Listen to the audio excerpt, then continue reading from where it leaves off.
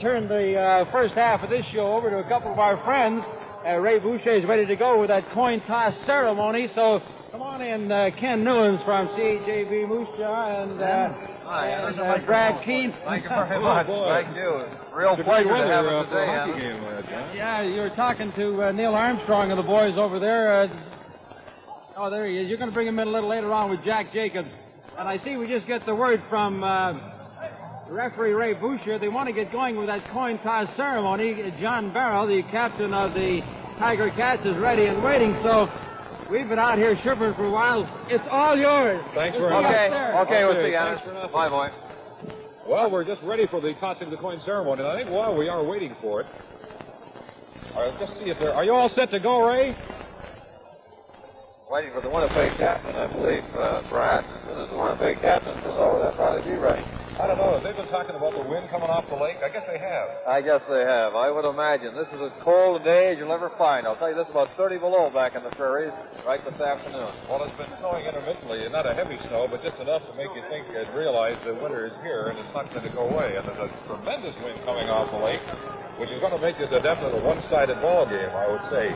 Okay, I guess we'll bring in, we're all ready for the coin toss? Not quite. We'll bring in Neil Armstrong, possibly. We got time for Neil. Neil, would you like to come on in here? Bring something warm with you. Yeah. Bring Neil Armstrong in, the head coach of the Eskimos. And Neil, what are the deciding factors in this game that we don't already know? Well, I think the wind is the answer today, Ken. Could this mean that anybody could win, not necessarily the best club, or not? Well, I certainly think so. I think that the team that makes a mistake on the kicking game, certainly it could be a big factor. I suppose there's a particular knack of how to kick into the wind, is there? Well, there is. The kicker has to hold the ball a little longer before it hits his foot, because if he lets it go on that to the wind, it's going to throw it off. I've been watching Ulmer and Fugger kick before the game, as well as Dick Thornton, and they've been kicking pretty well, I think, against the wind, Ken. Well, we certainly hope anything that we don't have too many miscues, and Neil, thank you very much. Yes, thank you. Okay, Neil Armstrong, the head coach of the Eskimos, and Brad, looks like they must have that coin tossing ceremony ready soon. All right, we're going to go out right now, I think. Okay. Ready to go, Ray. You want to do it right here? Right here's fine. Right now is fine. Mr. Rouse, I'm Ray Boucher. Hi, John. Hi. Best of luck. Thank you. Boucher. Hi, Mr. Football, and you will call it. It is his, and it's Hamilton's choice. We will take this in. Hamilton will take this in. We'll receive. You will receive.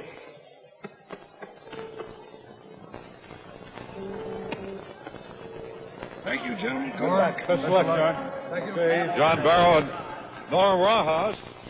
Now I think we'll get back over here to Ken again and just see how he's making out. I think you've got Ken McGluthick here to talk to. All right. Brad, have you got time to work him in? Ken, come on in here. How are you, by the way? Ken McGluthick, Brad Keene. Linebacker with the Winnipeg Blue Bombers. And Ken, exactly what happened to your ankle or knee, or what was it?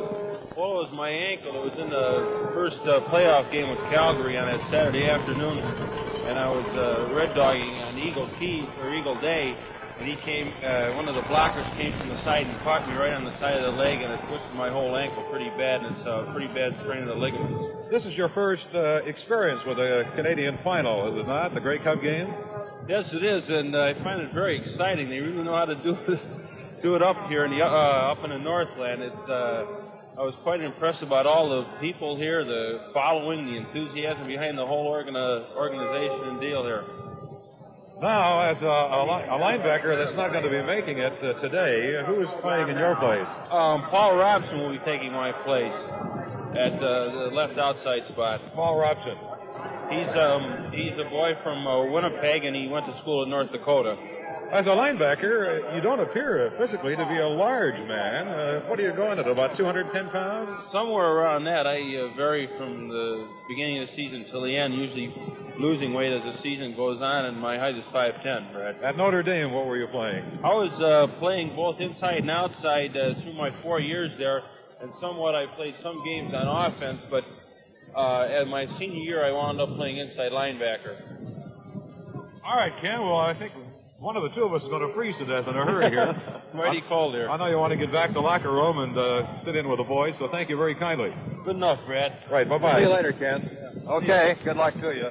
Well, now, what do we got going here Well, now? we got Jack Jacobs. Jack, how are you? All of Canada watching today, and I know they're real happy to see you back. Did a fine job, by the way, at the Grey Cup dinner last Thank you very much. I tried to make it quick and fast. Well, you did that. Jack is a passer and a punter. Could we hear a few comments on what we can expect to see here this afternoon? Well, Ken, I tell you, I'd hate to be playing today because it's going to be rough on the passing and the punting. What about punting? What do you do? Do you drive that ball low into the wind? Is this Well, the you idea? actually try to punch the ball a day like this and hit it low. I noticed that Ulmer, for example, is a high ball kicker. He could have trouble. Well, I noticed he hits the ball high, and the wind could do a lot of things to that ball before it gets back to his foot after it's off from his hand. Jack, I want to thank you very much. Good luck to you. Thank you, Ken. Okay, thank you. Jack All right. Jacobs. Now back to Brett. We'll resume with more of our pregame activities following this message. That is... Somebody came in kind of warm from somewhere, Fred Scambatti, and you're all... Just got down from the studio. And you're all warm? No, I'm not. I'm getting cold very rapidly here. This is a bitter day, and I imagine you fellas have kicked around the wind factor here, and Hamilton appears as though they're going to have it for this first quarter. Yes, they've elected to take the win, and I think, how's that going to work out in the last quarter now? I think the Bombers will Well, the have... Bombers have the choice at halftime, and this, I guess the identity of the game in the first 30 minutes will determine what they're going to do. If their defense comes up strong enough, they may elect to go against the wind and then have it for that final quarter, and they're a strong fourth quarter ball club. You know, kicking, Ken, I don't think it's going to have anybody kicking into the wind. It's going to be kind of silly. I don't know just what they're going to do, Fred. I don't know how you're going to punt into this wind. I know Ulmer trying it. He's having lots of trouble in the warm-up. This must remind him of last year in the final game with Ottawa and the Tiger Cats here in the East, and it was almost an equally brutal day with a wind a little less than this. But I just wonder if we'll have anything of a pass arrangement there where they throw the ball hoping it would be picked off. I don't know. I noticed the Bombers also had Dick Thornton working out as the punting, and he was trying to drive the ball lower, but he was having his problems. What about Duger? He's pretty consistent. Joe's a reasonably good end-of-the-wind kicker. He's maintained his average through the year. On games that we have worked, Joe has been forced to kick into the wind upon occasion, and as a consequence, he's maintained a reasonably level average, and I think he can handle it. I really do, Ken. Can you recall a day quite like this for a Grey Cup game in the past, Fred? No, not one with a wind like this. I can go back to miserable days, back to the Mud Bowl game, 1950, and we've had some others. But in the last few years, no. And this is going to be unfortunate because I think the two teams today evenly matched, and it should be a good ball game despite this. Brad, one thing, the field is in good condition, Isn't it? Well, we were watching them take the tarp off this morning. We were out here at 8:30. And the wind was almost snapping it out of the hands of the attendants here. Must have taken off. Some of them, we may have lost some of the boys. Well, Anastukas is kind of warm where he is, I think, so we'll let him take over now. Thanks very much, Brad. And now I've got Gordy Walker over here and Johnny Bassett Jr. And they've got some interesting statistics on the two teams. Gordy, what have you two guys got? Well, Duke, it looks here like Mr. Walker, the official Eastern Conference statistician, refuses to staticize the defense. So it looks like Winnipeg all the way. Gordy, how'd you like to explain that for us? Well, actually, John, I've broken this down into a per-game basis because Hamilton plays only a 14-game schedule and Winnipeg plays 16, so we can't use total. So on an average game, as you can see by the stat board here, in first downs, the Winnipeg Blue Bombers average 17.4 per game. Hamilton only 12.7. In yards rushing, Winnipeg has a big edge, too. They average 187.9 yards a game. Hamilton, 142. And in passing, they don't pass. Neither team passes too much. Winnipeg about 17, a little better than 17. Hamilton a little better than 16 a game. And in completions, Winnipeg has an edge there, 8.9 to Hamilton 6.6. And of course, Winnipeg also gains more yards down there. How does that passing break down, Gordy, between Zuger and Costantino? We sort of think of Costantino as the passer and Zuger the go guy. Well, neither one had a very good average during the season, but Zuger came along much better at the end of the year, and Costantino sort of faded a little. Wow. I'm holding on to these things too, John, because that wind is just whipping in here. At any rate, the passing interceptions, Hamilton has an edge there, and that's one of the few defensive statistics, and we do know that Hamilton has a defensive edge and Winnipeg has the offensive edge. You can see in fumbles, Hamilton has a slight edge there, in that they only lose about one every 2 games, while Winnipeg loses almost one per game. Punt, Hamilton has a big edge there, at least 3 yards. This is a pretty good advantage. This could be a kicking day too, Gordy, and this could be a very big factor in these statistics. That's right. And in the penalties, you can see Hamilton, of course, there's been a complaint about that, but they're quite a way ahead. They average 63 yards per game against 41 for the Winnipeg Blue Bombers. And there is the punting, which shows that Joe Zuger is the best in the country, actually, the 44-yard average.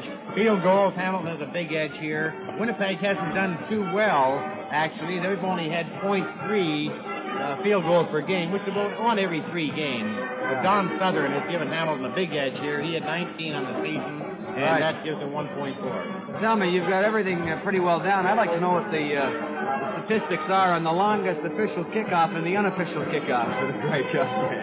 Well, by the politicians. Well, for a while, it was the Prime Minister held the longest kickoff in pre-game ceremonies, but I think Miss Alouette beat that about 2 years ago. Marvelous. Actually, the statistics that we show, I've heard people tell me over the years, statistics don't mean a thing. Well, actually, those people are right. Statistics don't mean a thing, except that if you take them all, if you take all the statistics together, you can't take 2 or 3 because there's no sense in it. Right. You can make them prove anything you want. Now that you guys have got through with all these facts and figures in here, what about this wind? What have you done about figuring out for and against a 50-mile-an-hour wind like we're liable to have? Well, we figured out 2 pairs of pants, 3 coats, and 2 hats, and an earmuffs, and that's all we're going to staticize on that. I guess I found out that if I hold it from this side, the wind doesn't bother the car. But it's certainly going to bother the operation out there. I know we were talking in the pregame show where Bud Grant says, this wind isn't going to bother us. It's not going to affect our thinking. And being an old coach myself, I know that's the way Bud Grant wants his boys to think. But when they get out there for that warm-up, I saw Ed Ulmer and Dick Thornton kicking with that wind, and boy, they look good. Then some sadistic soul suggested, how about trying to view against the wind? Well, we actually, Stu, do you think we could see some field goals against the wind instead of just booting the ball? No, that's get under the wind kind of. That's tougher, because on a field goal you've got to keep all your blockers in there. And if a guy like Garney Henley ever gets a ball without tacklers coming down, look out, he's liable to run it 100 miles. And I think this is maybe one of the things that we see with the team kicking with the wind.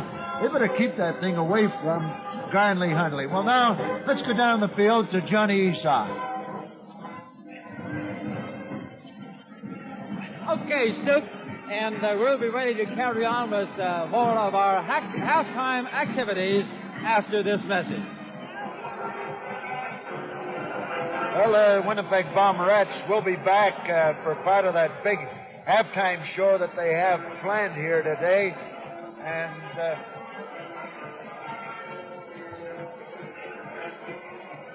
this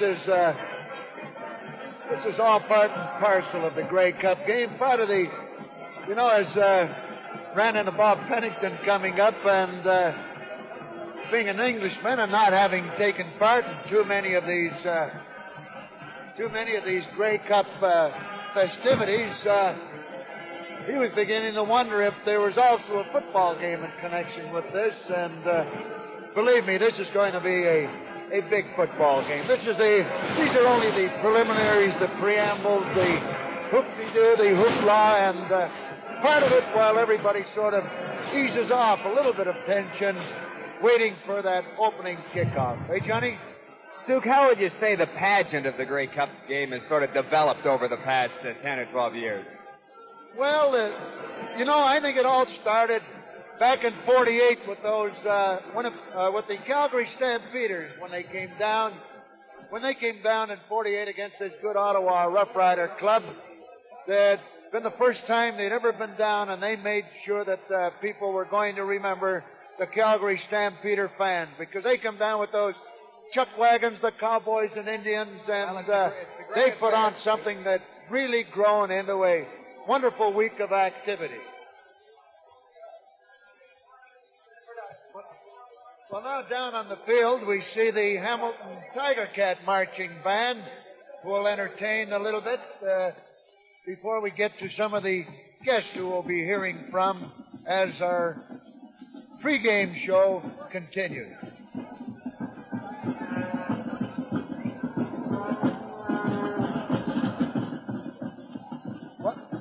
And now John Esau with the Prime Minister. Everybody here looking at this big ball game today, including our number one football fan, Prime Minister Pearson. Mr. Pearson, you were waiting over there, waiting to come in, and I noticed you're surveying, and it's great to see you as a cross-section here today. Oh, yes, the whole of the country here, Johnny. Tell me, have you been preparing for that kickoff? Yes, I got my kicking boots on. I hope that I'll be kicked with the wind. Now, you know, you went out on a limb one time, and I see that new Canadian flag is up there. That's right. Is there any chance that you might come on a limb today and really tell us who you might think will win? Well, I don't know, Johnny, but I hope one team gets the majority of the points. Is there any chance that the East-West spread will be any closer today than it was a little while ago? Oh, I hope it'll be closer than that. You know, seriously, I think the team that can hold the ball against the wind today ought to pull it off. I think that's going to be tough. Tell me, in such a busy schedule as you must maintain, do you really get much time to follow the respective teams across Canada? I do. I watch all the games I can. I listen to you and Duke and the other boys, and I get a great kick out of watching the games on television. We spotted you a number of times when we were doing the Ottawa games in Ottawa down there. You seem to be enjoying yourself immensely. Yes, I get there when I can. And I understand you're leaving tomorrow on a holiday. Yes, I'm going on an official visit to a couple of Caribbean countries and have a holiday in between. Wonderful. You couldn't do anything about this wind. Oh, but it's a better day than it might have been. Thank you very much, sir. Now, the French people on our network over here would like to meet you if you'd take the trouble to go. Thank you very much. Prime Minister Pearson, we hope you enjoy the game today. And now, here's Anastukas. Thanks very much, Johnny, and I got to hand it to that coach. Now, back on the field, the Hamilton Tiger Cat Marching Band, and here come the Hamilton Tigerettes. You know, I like that beat that this Hamilton bunch come up with, Johnny. It's that band and their defense have a real beat, Stu.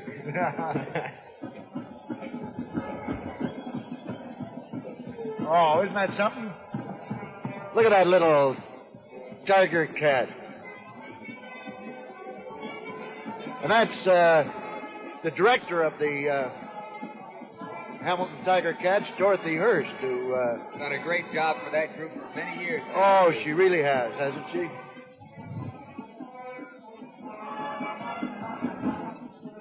Duke, we may have a little trouble with those player introductions. The list got blown out the window. It's out there on the 55-yard line somewhere. Well, that's one thing about having monitors. You know, we'll have to look at them today.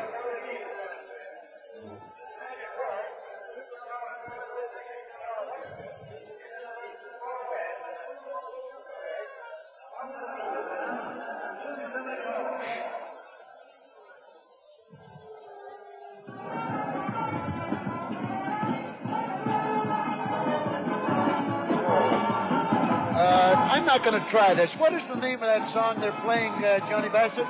Oh, I don't know. That's a 1922, Stu. A little bit of sugar makes the medicine go down. Spoonful of sugar makes the medicine go down. Mary Poppins, Stu.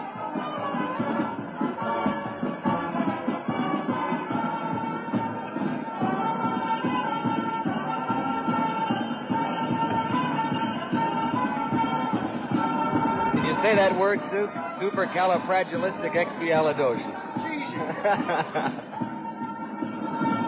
I said it 3 times during 1.5 time show. I'm not going to stretch my luck. That's the word you used to call in the huddle in those old days. That was the bomb play, wasn't it?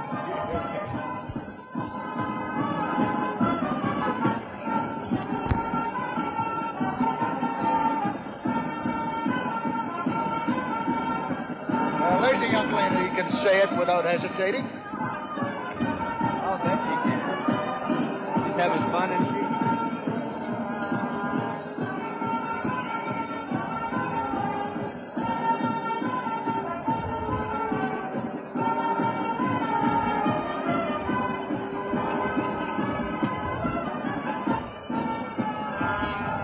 And as you can see in the background and behind the Tigerettes, that crowd is getting bigger and bigger and bigger. We're going to have a full house here. You notice all the yellow in there, Anna? Yeah. I think they could kind of driven 40 miles over for this game, some of those. I imagine there would be the odd one that would do it.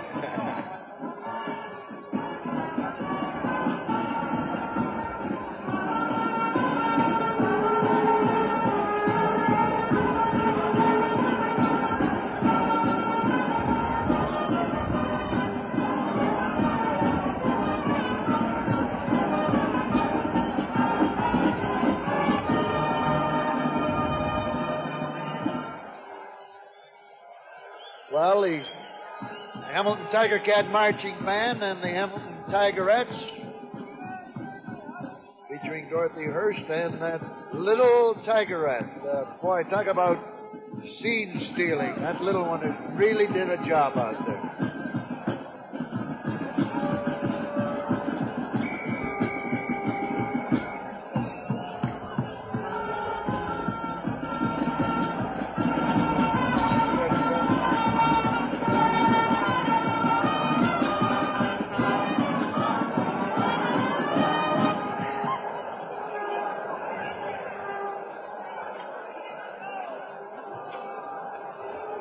I tell you, when they let those balloons go, they're going to go a long way.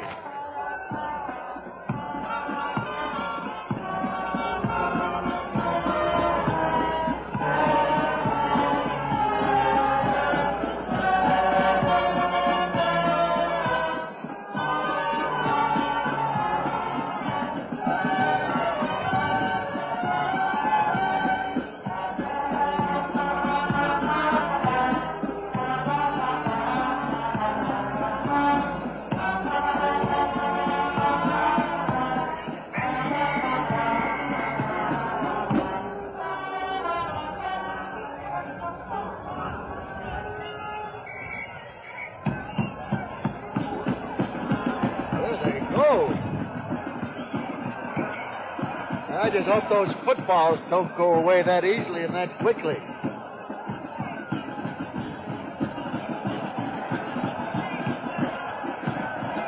And for you people across the country, there's the skyline of Toronto from a different angle.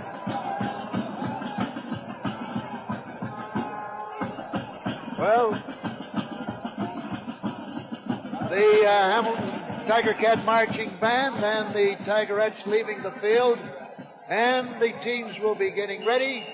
They'll be coming out here pretty soon.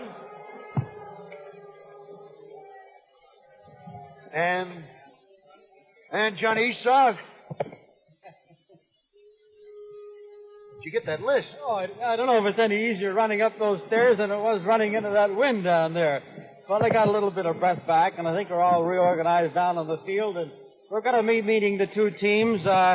I think that there's been one change that was talked about only very briefly, and that is that Bobby Kuntz will be getting a starting job in place of Mel Anthony. Anthony, you might recall, was the star of the Rose Bowl last year with his 3 touchdowns, and here less than a year later playing in the National Canadian Classic.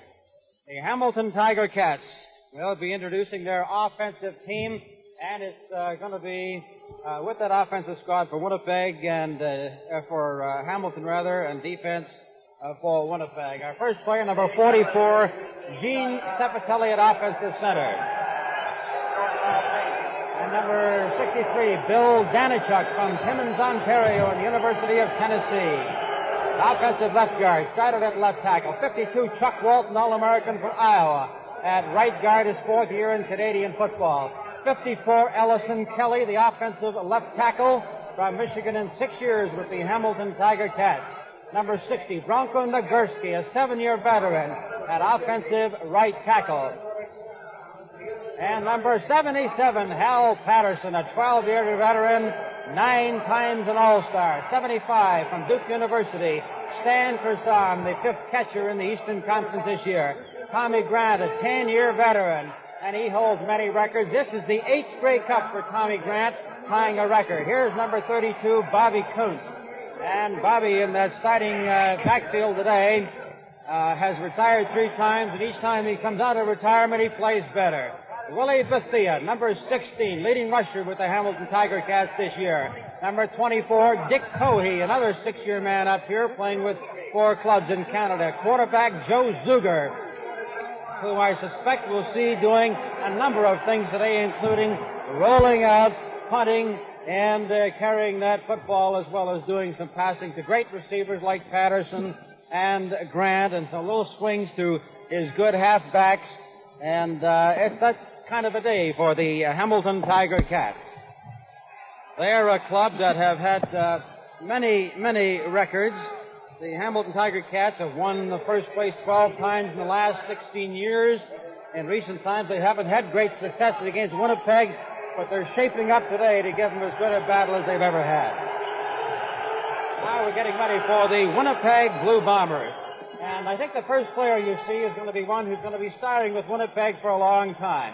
A kid who's only 22 years of age, but he goes at about 6'5", from New Mexico, Mario Mariani, a defensive left end, and he'll be looking for Joe Zuger today. Another young local boy, number 61, Roger Hamlin, a defensive left tackle. Another one of the good young Winnipeg kids that has come up. And here's number 65, Norm Whitten, the extra point man, defensive right tackle. He was picked off the list when the British Columbia Lions put him on, and they said it was Bud Grant's intuition that got him. Number 72, Big Bob Taylor, 280 pounds at the defensive right tackle. Number 43, Paul Robson, another Winnipeg boy, went to North Dakota. He'll be a center, but today you'll see him on the left corner, replacing McGlissick. 31, Al Miller from Ohio State, a fullback, formerly with Hamilton, and has been one of the real outstanding stars of this year. And Phil Minnick, number 54, on that right corner from Iowa. And they call a lot of players hard-nosed, but Minnick is really one of them. Number 14, Dick Thornton, last of a 3-year contract, a 5-year man, starred in many spots. Maybe that signal was he'd pick off 2 today. Number 24, Ed Ulmer, the punter and halfback, who said he still got a lot of things to prove to a lot of people, particularly Ottawa, where he was originally. 22, Barry Hansen, the little fella who calls the defensive signals in the secondary for the Winnipeg club. Number 77, Ernie Pitts, another great veteran, one of the 6 who remained with Bud Grant from the year he took over in 1957.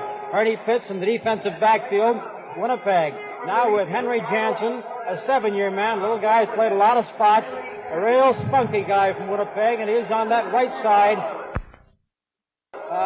as the defense is set up for the Winnipeg Blue Bombers. So you've seen a lot of class come out in the 24 that you've met, but there's 60 good ones out there today. And before this afternoon is over, the game will take its toll. A lot of players will come in and they'll go out of that ball game, so I'm sure you're going to see them all.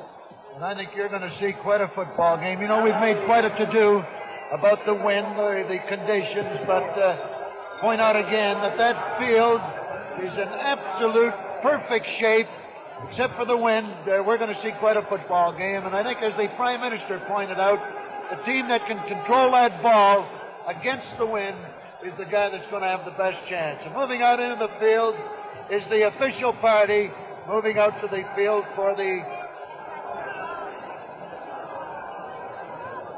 that ceremonial kickoff. And are they going to give him a break? Are they going to let him kick with the wind, or are they going to force him to kick again?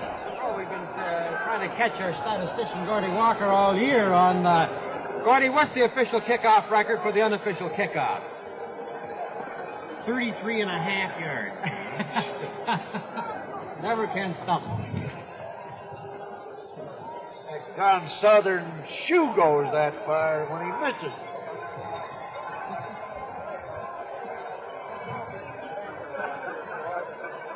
Prime Minister Pearson, the American Phil Gibbons on his right as they get ready, and our creepy peepy camera goes to work down below. There's the beautiful Miss Grey Cup from Calgary. A low dribbler. Here's the kickoff.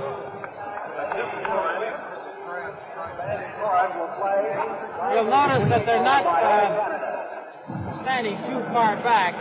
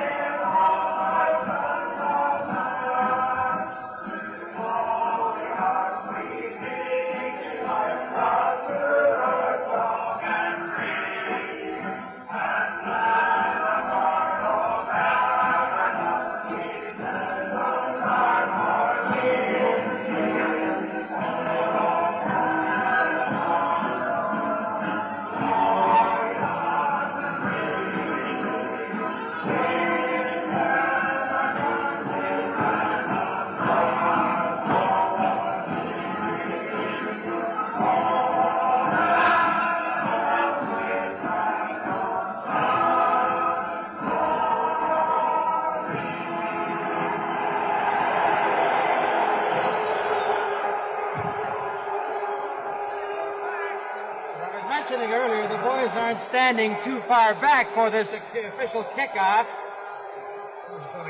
Somebody's going to get that right in the camera. Oh, he fooled him. Out of the 40-yard line.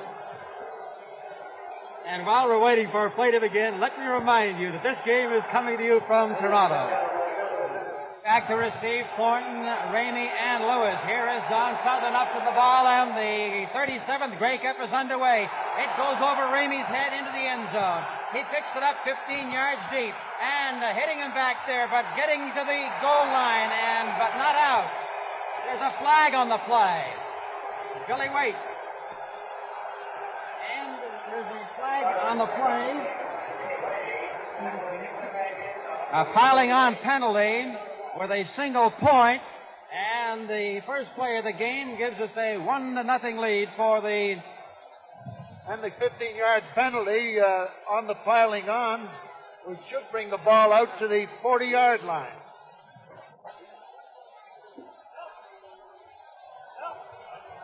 Hamilton Tiger Cats. The scoreboard is not giving us anything official on this yet, but it is 1-0, and they'll tack the 15-yard penalty onto that, and the ball will come out to the 40-yard line. So it is now official 1-0, Hamilton over Winnipeg. Referee Ray Boucher, a 25-year man in football, retires after handling today's football game. Kenny Plain for the Winnipeg Blue Bombers, with Ramey, Lewis, Perkins, and Cooper. Cooper flank right. Nielsen, the left end, number 28, is split off. Kenny Plain gives to Leo Lewis, and he runs into his own blocker there, Herb Gray, and is dropped on the 42.5-yard line. He picks up a shade better. It's Herb Patera coming over to make the stop. Barrow kind of half pushed him as he tried to slide by him. Now for the Winnipeg Blue Bombers, number 71, Farrell Funston at right end. Number 28, Kenny Nielsen, will split on the left side with Rigney and Thorson, the left guard and tackle. Gray and Piper, the right guard and tackle. We'll set up that Hamilton defense for you in just a sec. It is second down and 8 yards to go. Ramey comes in motion to the right. And Kenny Plain goes to Pearlie Perkins, hit right at the line of scrimmage. Oh, and a great play by the secondary, Herb Patera. He guessed, and he guessed right. I think right now, too, Johnny, they're guessing that Kenny Plain isn't going to try and fool around with any passes at this stage of it. He's not going to test that tough wind. And you could see that they had an 8-man line in there. They didn't pay too much attention to all the faking that was going on. So here's Ed Ulmer kicking into the wind with Henley and Grant back on their own 40. And he puts a good one into that wind. The wind holds it up now. Here is Henley on the 47. He is dropped on the 48-yard line. In there to get him was Big Frank Rigney, the 8-year veteran and a 5-time All-Star. 22-yard kick and a 2-yard run back. So the Hamilton Tiger Cats come out offensively. Will they start throwing early and long? In case they do, Thornton and Jansen both set out wide, ready to go deep. Joe Zuger is at quarterback. They give in here to Dick Cohey. Cohey is hit from the side and stopped on the 51-yard line. He got about 2 yards on the play. So it's Crisson and Patterson will be the ends. And taking a look, the Winnipeg Blue Bombers are figured that they're going to run, and we can see Al Miller pick it out. There he is, number 31. He sees that play, and he blows right in there for the tackle. Here we go now with Joe Zuger back to throw. The ball is knocked out of his hand, and the Winnipeg Blue Bombers have recovered on the 47-yard line. And the thing about that, Johnny, although he had his arm back to throw, at the time there was no passing motion made. This would make it a fumble. Al Miller came in there to pick it up for the Winnipeg Blue Bombers. They rule that he recovered on the 48-yard line. Well, that's a big gain against that wind, and Winnipeg has found one way to move against it, and that's the first big break of probably what will be many here today. Here goes Kenny Plain with Thorson 55 setting up at guard, and here comes Plain rolling to the right as he gives to Lewis, cutting back inside, and Lewis puts his head down and he drives to the 41-yard line. And there's a brief timeout on the field with the score Hamilton 1, Winnipeg nothing. When the action's big and you've got a big thirst going, knock it off with sparkling, thirst-quenching 7-Up. Works every time.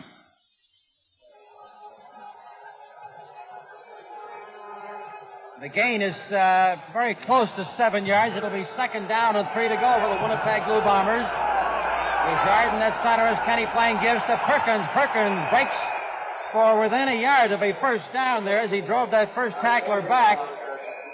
Good stopping there as Billy Waite, a little fella, got a shot at him early, and then he had to have help from Marty Martinello, who came back from the side. And there's only one way to move John Barrow, and you have to put 2 men on him.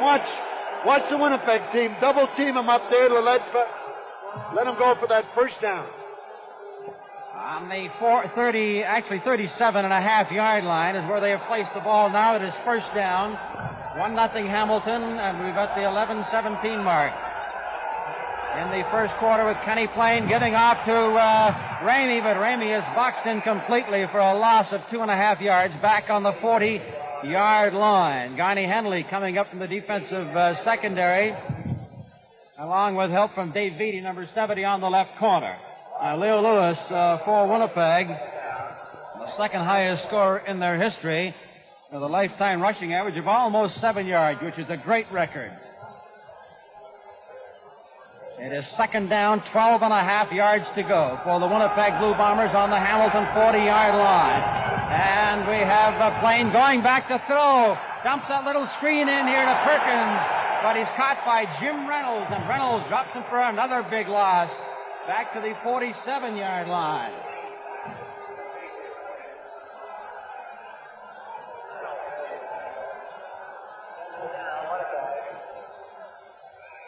And Reynolds, plays that right corner, so he came all the way across to make it from that side. There go your deep men, Henley and Grant, to the 25-yard line.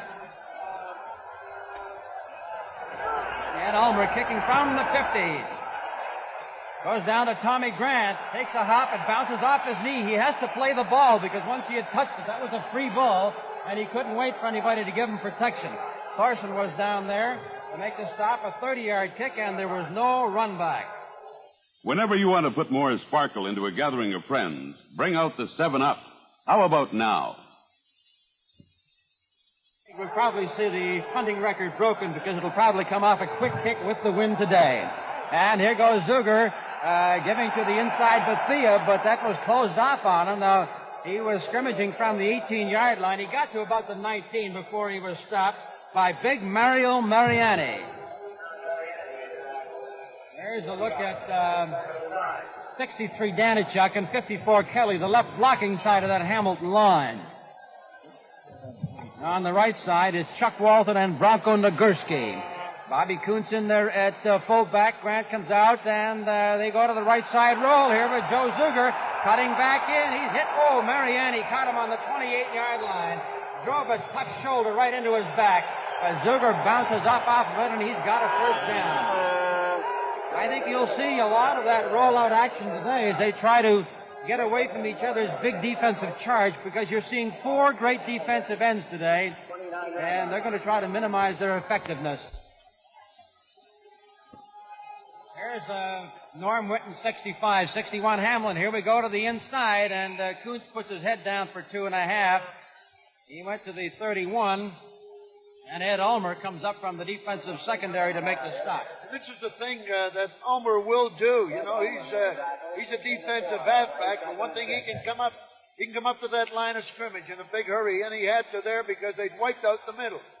Cepatelli breaks out over the ball. Chris on the right end is split off just about a yard. They go here to Bethia, and he's hit by Paul Robeson, number 43, that fine young linebacker in that left corner. There's a flag on the play. And the signal I get there is holding, and it looks against Hamilton. I imagine they'll refuse that one because it'll be 3rd down coming up. Ray Boucher is the referee. Pass Bidruck. Seymour Wilson, the umpires. Taylor Patterson, Jim Piper, and Harry Ross completing the officiating team today. And here's that first punt with the win. They turned down that holding penalty. Here goes Dick Wozni, number 30, and 23, Billy Cooper. They go back to the 22-yard line. Joe Zuger is kicking from his own 20. So they're giving him at least 70 yards for this punt. He didn't get a good one away, though. It's end over end, and Ulmer takes it on the 30-yard line, into the 35, the 40, and he is driven back by Bobby Coots and Johnny Simba. And there's a brief timeout on the field with the score Hamilton 1, Winnipeg nothing. Well, the first Stampeder fan telegram coming in about the weather out there, and Ken Newens, I didn't hear, but obviously he said something about the weather, and he was obviously joking, but somebody is taking it seriously. Here we go for the Winnipeg Blue Bombers on their own 39-yard line. And they counter in here with Ramey, but Ramey lost his balance. He was to follow the blocking of Sherwin Thorson, number 55. But Dave Beatty, the left end, number 70, came in to make the stop. Dave Beatty has been with Hamilton 4 years. This is his 4th Grey Cup. You know, there have been 37 Grey Cups. Winnipeg has been in the Grey Cup 19 times. Hamilton 18 times.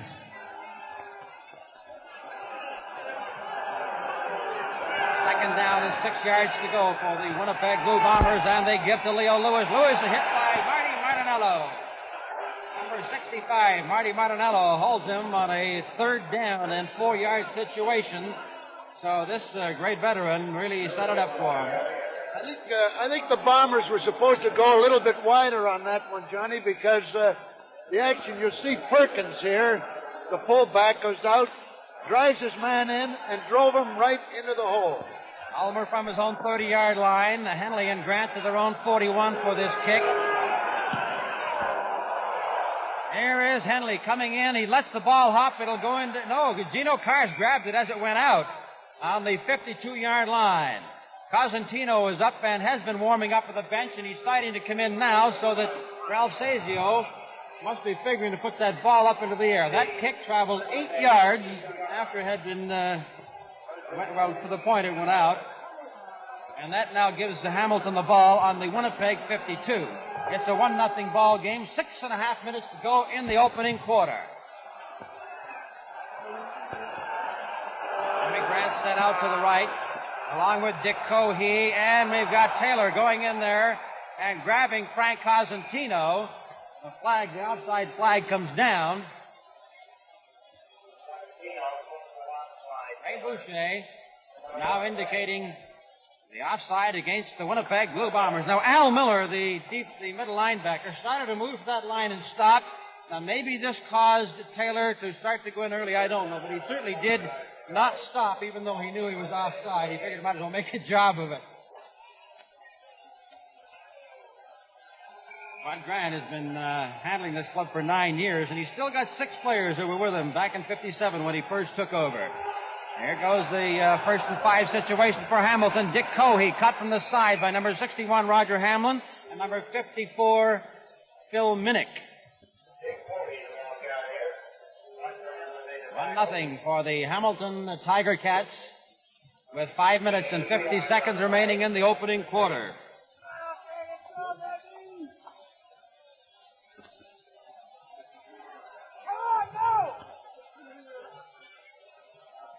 Whitten and Taylor, Hamlin and Mariani. Now they go into a 6-man defensive line on this 2nd down and 3-yard situation on the 45. They give to Bobby Coots, and Coots does not make it.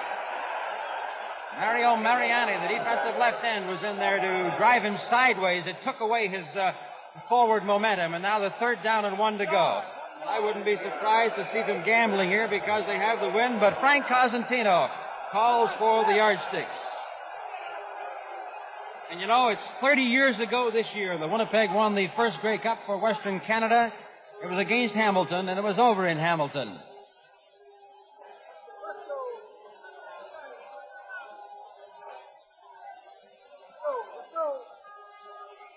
Well, they are yard short, so it'll be 3rd down and 1 to go. And Ralph Sazio, who is normally a conservative type, I think has looked at the odds and feels you can gamble here in a conservative style.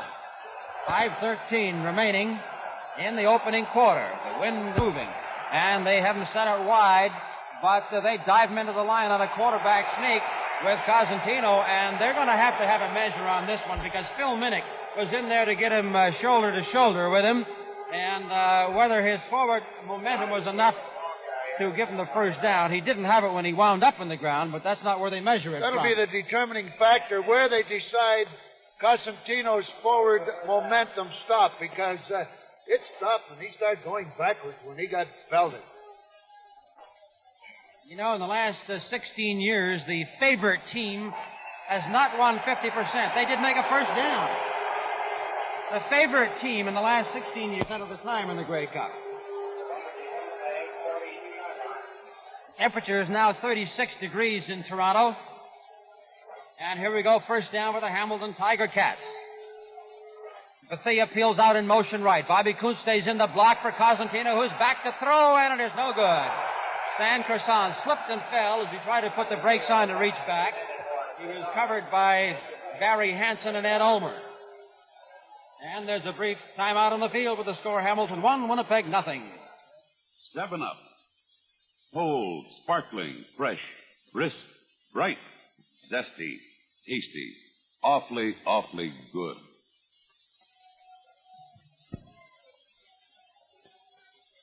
Second down and 10 to go. Frank Cosentino, and normally he's not a quarterback sneak type of guy, but they called him on that one. And here we are, 2nd and 10 on the 42.5-yard line. He's rolling, get that little toss here to Cohey, who's got room to go. Only one man can get him, and that is Henry Jansen. And Jansen drives him out on the 9.5-yard line. Dick Cohey. Good call here by Frank Cosentino. You'll see Dick Cohey, the only man back there, and the other, Tommy Grant. Tommy Grant as a flanker. Cosentino rolls out.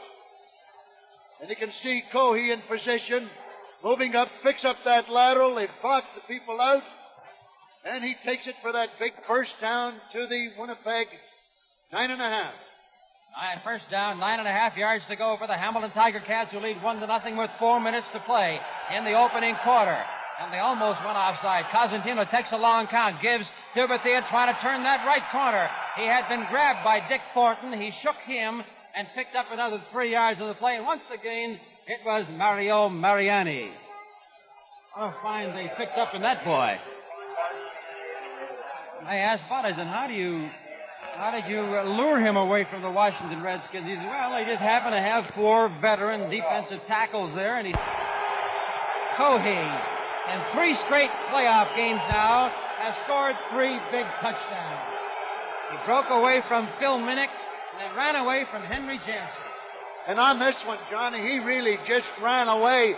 They seem to have him in behind the line of scrimmage. But this versatile player, a guy who's played a little bit of everything since he came up here, really turned on the speed to rip around that end for the touchdown. It's now 7-0. Don Southern trying to make it 8-0. And he does.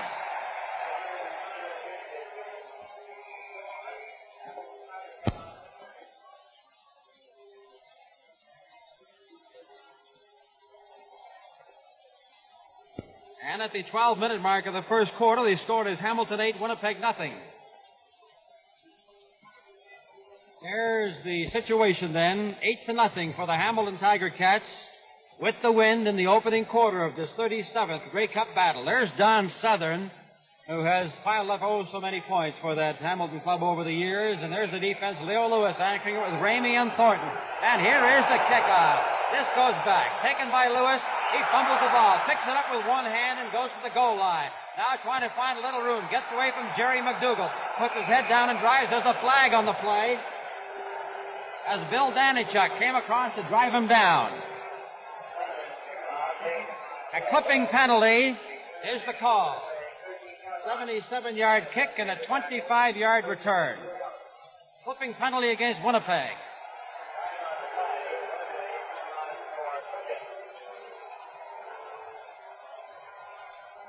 That'll take the ball back half the distance, and it'll go to the 5-yard line.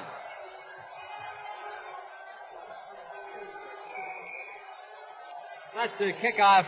Had it been straight, that would have been right to the goalpost. They wouldn't have got the 3 points out of it, but you don't often see them that long. Up to the 5-yard line, where it'll be 1st and 10 Winnipeg, with 2 minutes and 44 seconds now shown officially remaining in this opening quarter of this Grey Cup battle. And they go flankers left, and they fake with Plain. Caught back in here, and he is driven down for a loss on the 3-yard line.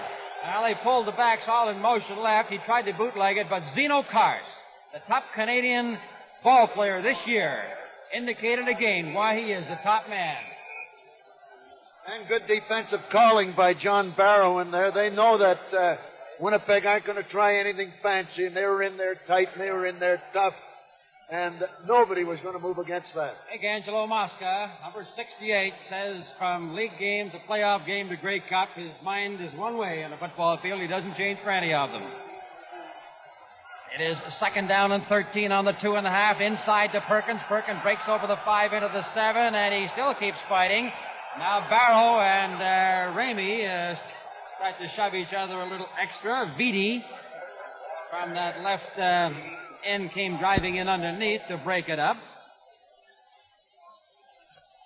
Coming into the ball game will be Ernie Pitts. Now, this will be, because it's a 3rd down and 5 situation, they rule him that this is back to about where they started from on the 10-yard line.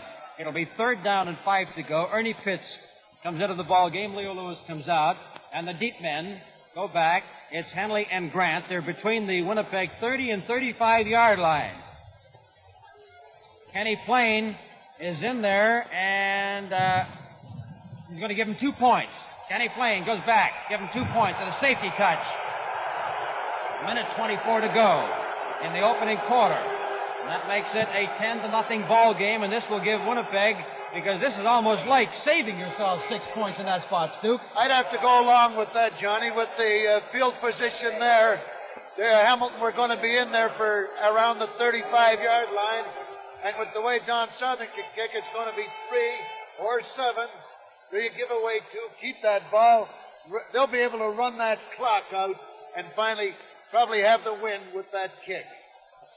So they're now 1st down Winnipeg on the 25-yard line. Cooper set out to the right. Lewis goes in motion. They give to Lewis behind the blocking of Gray. Jim Reynolds gets in there to drive him down. There'll be a gain of about 1 yard on the play, along with Marty Martinello.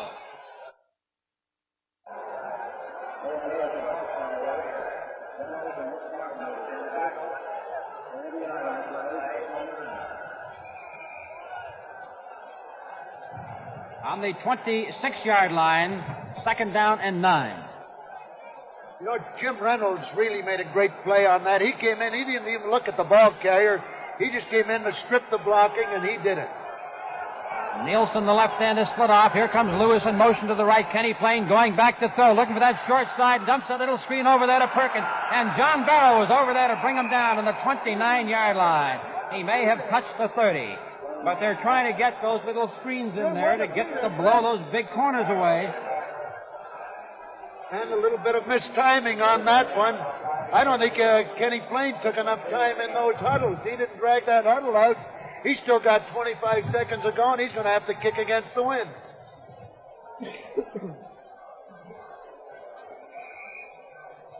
Well, they gave up 2 points and picked up 5 yards on the exchange, and now the Winnipeg receivers, or the Winnipeg kicker, will have to meet those receivers about the 50. That is the Winnipeg 50. Ed Ulmer back to his own 15-yard line, and he gets it held up there with the wind. Grant takes it right on the 50 and is driven out on the 48-yard line by Rigney. And here in the first quarter, we played a little better than 14 minutes. 10-0. Hamilton over Winnipeg. On the 48-yard line, the Hamilton Tiger Cats with Zuger going back to throw, and he's going for the bomb down here to Hal Patterson. It's over his head. And Frank Rigney, or at least Ernie Pitts, went all the way down there with him. Rigney made a great play at that line of scrimmage, but they couldn't hold him up long enough, and they couldn't catch up to Mr. Patterson. Well, that ends the first quarter, and while the teams are changing ends, let's pause for 60 seconds.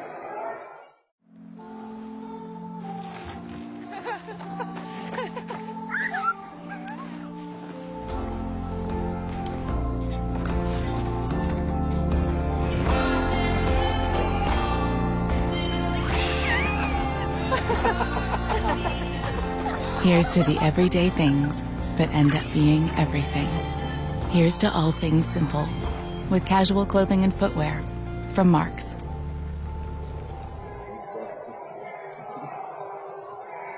10-0, and we'll find out what the Tiger Cats will be able to do defensively as Winnipeg gets the ball. Bobby Kuntz going out in the ball game. And we're getting ready for a change down there as Mel Anthony is dressed. There's a look at John Barrow on our creepy peepy camera. Anthony comes in defensively as Bobby Kuntz went out, and we'll have to find out what that change is about because it's just a little bit unusual at this stage. They had said Bobby Kuntz would be starting in place of Anthony, but Anthony is in there to go now, and they come here to Willie Bethea. Bethea's into the 45 and is dropped on the 45-yard line. Paul Robeson from that left side. Stu, do you think they're trying to pick on that kid in that left corner? You know, that Hamilton club is a fairly experienced football club. They're getting messages from Joe Restig, who's up in the spotter's booth. He's sending word down to where they hope to spot a Winnipeg weakness, and they're going to have to try and work on a rookie. Now, Joe Zuger, who averaged 44.5 yards this season, is kicking from his own 52-yard line. The receivers Wozni and Cooper back on the 15. He takes it on the 20 and is dumped. And there were Johnny Simba, number 19 and 48, John Metras down there to pull him down. They'll give him the 24-yard line on that one. All right, almost a 25. Winnipeg had one first down, Hamilton 4 in the opening quarter. Winnipeg had 16 yards rushing, Hamilton 67. Each team attempted 2 passes, and Winnipeg completed 2 for a loss of 3 yards. All the Winnipeg Blue Bombers. Desjardins at center, Gray at right guard, and Thorson at left. Here goes Lewis, set out to the right. Perkins sets up the block as Plain throws out on the left side to Ramey. Ramey cuts back inside Cohey, and then is driven out by Garney Henley on the 42-yard line. 17 yards, and Herb Patera comes across with Henley to do it. And let's take a look at Rainey's moves on this one. He comes out on the wing back, makes a good move, pulls away, catches that pass, then runs inside of Jim Reynolds, and only good pursuit stopped him from going a lot farther. On the 42-yard line, it is first down for the Winnipeg Blue Bombers on his 17-yard pickup. They faked there to Perkins, give to Lewis. Lewis cuts inside, almost had the ball knocked out of his hands as Mosca drove him from the side, and then Herb Patera came up to make the stop. And there's a brief timeout on the field with the score Hamilton 10, Winnipeg nothing. The Winnipeg Blue Bombers second down and 8 to go on their own 44-yard line. And here goes Plain back to throw, looking here this time to the right side of that Winnipeg, of the Hamilton defense to Nielsen, number 28. And by the way, for those fans who are wondering why his number changed, Bud Grant told us that his regular number 21 had been stolen after the game in Calgary.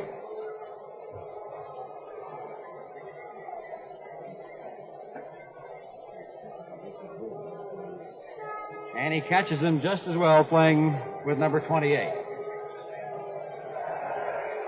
Kenny Plain takes a look at it, feeling that it was a first down, and it is.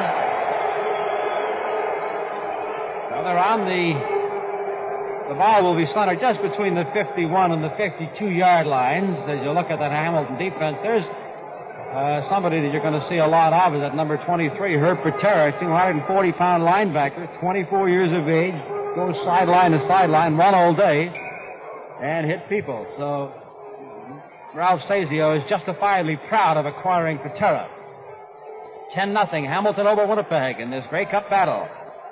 And we have Funston and Nielsen getting mixed up now. Nielsen has to go to the opposite side, and Plain has to wait for him. Now, we fake to Lewis, come back to the opposite side to Ramey, trying to get out of there, but he's caught by Billy Waite, and then is driven out. Billy Ray Laughlin. Now, it was Laughlin who Bud Grant thought he was going to get in the trade for Nielsen. They gave up Floyd Webb instead, which turns out to be a pretty handy combination as far as the Winnipeg Blue Bombers are concerned, because Nielsen, well, you saw what he did with that back-breaking play to the Calgary Stampeders for 109 yards. Wide flankers to the right. Lewis is in motion deep, and here goes Plain looking for the middle. Steps into the pocket, throws, and it is good in there to Ramey. Ramey on a great move is driven down on the 40-yard line and actually touchdown on about the 38. We have an injured Hamilton Tiger Cat player. It is Ted Page who got a bump in that right thigh of his. A 21-yard gain to Ramey. And on this one, the Winnipeg defense, or the Hamilton defense, had a little problem because number 71, Farrell Funston, came down there, made a great fake. He pulled the defense over there with him and picked on Ramey and hit Ramey with a... Ramey looked as if he was a little bit surprised to catch that one because Plain threw it right past the first defender. Ted Page goes out of the ball game. This little fella... 3 years with Montreal before joining Hamilton as part of that big trade for Bernie Filoni. So Ralph Sazio is having to do a little juggling now. You can see Kenny Plain getting that little extra protection and just throwing it right through, and a great move by Ramey on that one after he caught it. This is where this kid really gives you trouble.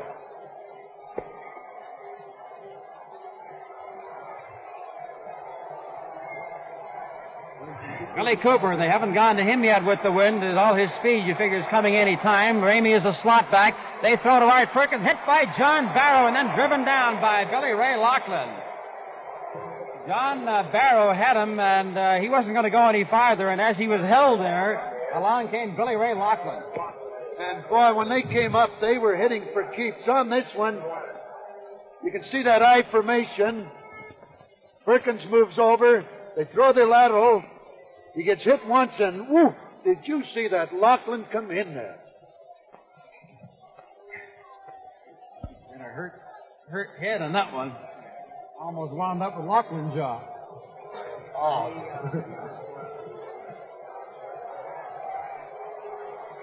Second down and 11 yards to go for the Winnipeg Blue Bombers on their own 39. They fake the draw and they give to Lewis, trying to get him outside.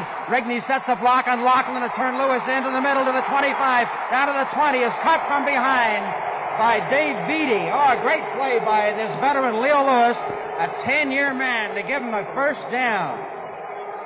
19 yards by Leo Lewis. And a great fake here all the way by the Winnipeg Blue Bombers. I tell you, they were in trouble there a couple of times. You see Kenny Plain faked the draw to Art Perkins on this one. He gets tackled, and then look at that. Watch the blocking and watch this running where he breaks tackles. And they come out of there now with Dave Ramey being driven down by Don Southern on the 16-yard line, so his gain is 4. It is 2nd down and 6. And there's a brief timeout on the field with the score Hamilton 10, Winnipeg nothing. 9 minutes and 50 seconds remaining in the first half of the game. Hamilton leads Winnipeg 10-0.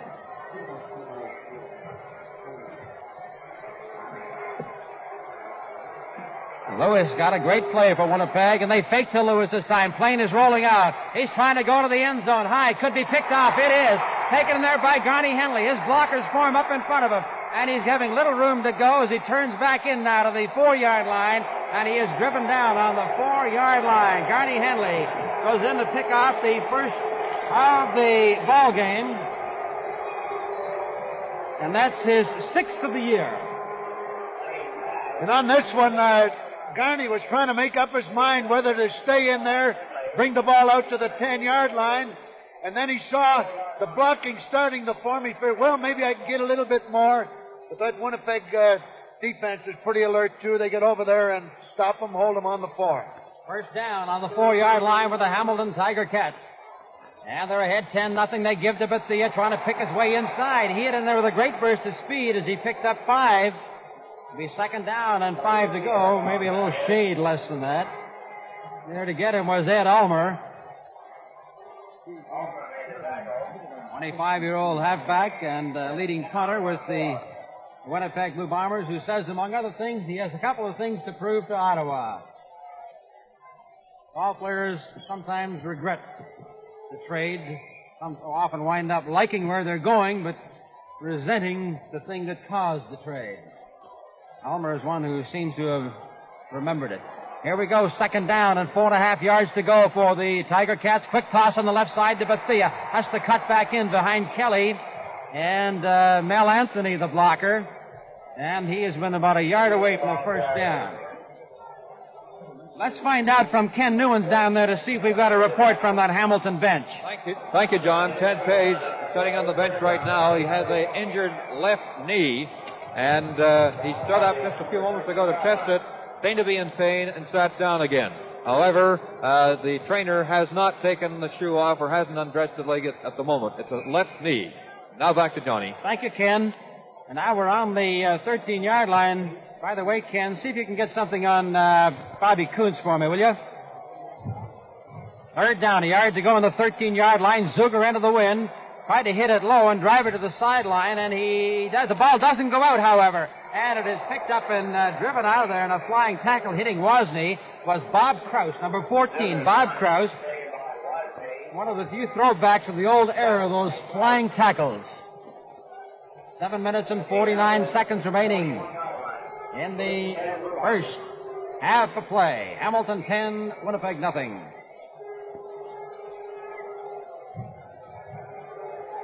On the 41-yard line,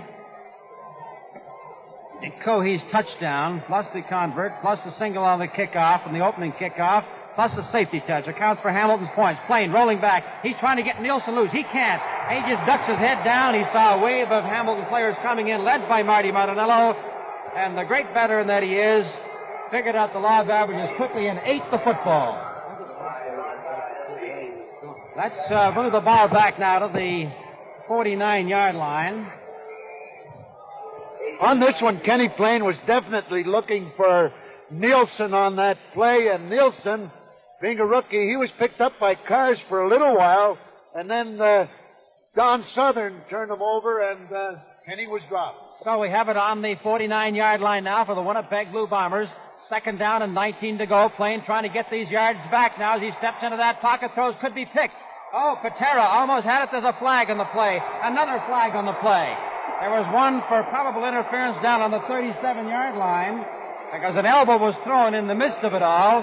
Now, whether that deep flag was for another call, we'll have to wait and see. And there was a flag thrown farther downfield. I see Ray Boucher. Yes, illegal interference against the against the Hamilton Tiger Cats and a roughing penalty. Well, we've heard so long all week about the two rough, tough defensive lines, the big bruisers, and you had to expect it to come a little bit. A rough play call added on to it, and this brings about a change. Cornell Piper comes out of the Winnipeg defensive, or at least offensive line, and going in to replace him is Big Monty Kiffin. Big Monty Kiffin, a 260-pound tackle.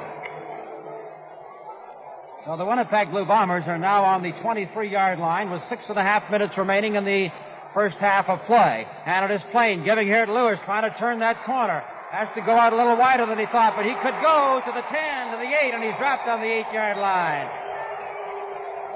And there's a brief timeout in the field with a score Hamilton 10, Winnipeg nothing. 6 minutes and 4 seconds now remaining in the first half. It's 10-0 for the Hamilton Tiger Cats. These clubs have had a lot of battles against each other.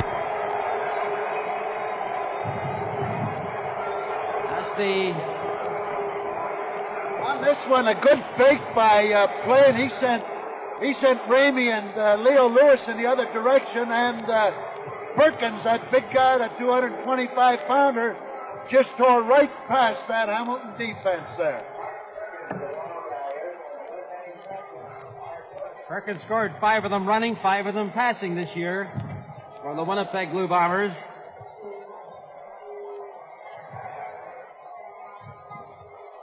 And Norm Whitten missed on that. When that ball came out of there, it was held by Brian Palmer, and he had a tough time setting that ball down right. Stu, didn't that happen? It seemed to get away from him, Johnny. Instead of putting it on its point, he kind of had it flat. Whitten had to change his cadence and routine on that one. He just kind of poked it and hoped. Of course, Palmer's been on that bench. That's the first thing he's had to do today, and you suddenly go out there and have to hold on to that football on the cold day. Maybe he had trouble closing his fingers on it. Now it is a 10-6 ball game. Hamilton over Winnipeg. The ball is on the 45-yard line. And as they get set for the kickoff, Cohey goes back along with Jerry McDougall. McDougall, the all-time scoring champ for the Hamilton Tiger Cats, and Cohey fumbles the ball. And down there is Ernie Pitts, and Pitts almost drove that ball out of his hands. Willie Bethea had trouble holding on to that one and was very fortunate to pull it back in. 50-yard kick, a loss of 1 on the return.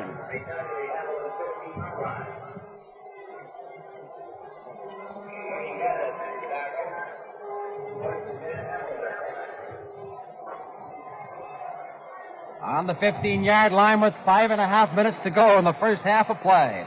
Capitelli at center and Zuger is the quarterback. Zuger and Cosentino have both worked today. There's a flag on the play. They give to Bethea. Bethea finds no room to go once he got to that 12-yard line because big Norm Whitten was over there along with Ernie Pitts, number 77. There's a rough play call.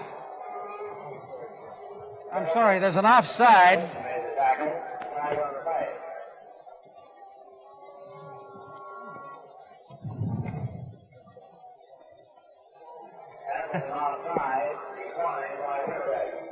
On this one, take a look at Al Miller here.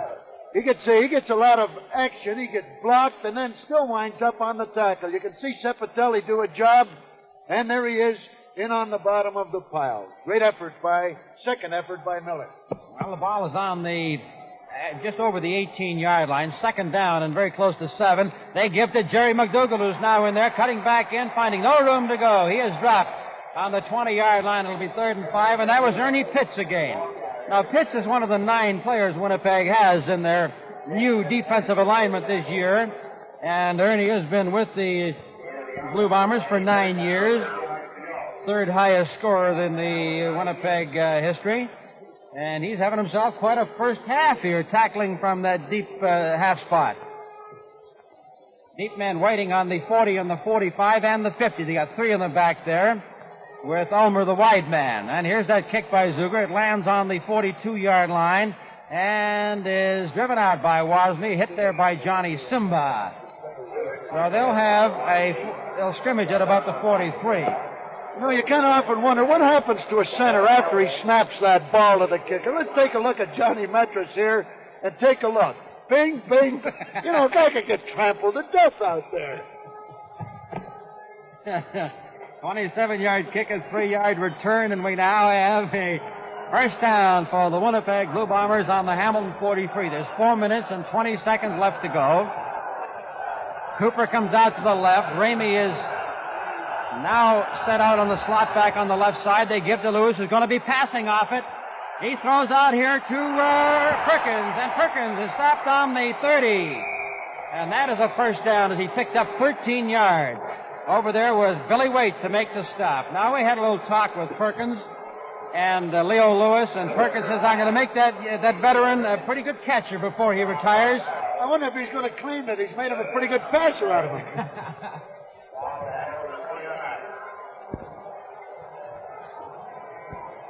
You know, so much of the prediction this week related to the superiority in experience of Kenny Payne to go to the bench at the right time. And he comes up with a lot of them. Here goes Lewis in motion to the right. Payne is going back to throw, and he's going to be hit, but he gets the ball away now to Nielsen. Nielsen had almost gone out down there at the 10-yard line, kept himself in, and Payne was very fortunate to get that ball away. He was. Along what made it tough was Billy Waite, number 39 there. He had his eye on Nielsen all the way, and he stayed in position, and he almost forced Nielsen to go off the field to try and get past him. Payne just didn't have enough time. Place that ball, line of scrimmage, just between the 30 and the 29-yard line. There's Kenny Payne and that great unit of his, which is probably as versatile offensively. Well, I'll say more versatile offensively than any other club in Canada at this stage. At 3 minutes. And a 10-6 score for the Hamilton Tiger Cats. Kenny Payne going back to throw. And he gets the ducks once. Gets up. Oh, he's hit hard in there by Jim Reynolds and John Barrow, as he looked like he was going to beat that charge the first time. Kenny Payne pulls up his socks and says, let's get back at it, as he was pulled underneath there by Dave Vitti. Flag was down. Now there's a holding call. We'd have to wait for an official on this. Looked like it was Winnipeg. Yes, it is. It has been refused, which will make them do it all over again now from the 29. And at the 12-minute mark of the second quarter, the score is Hamilton 10, Winnipeg 6.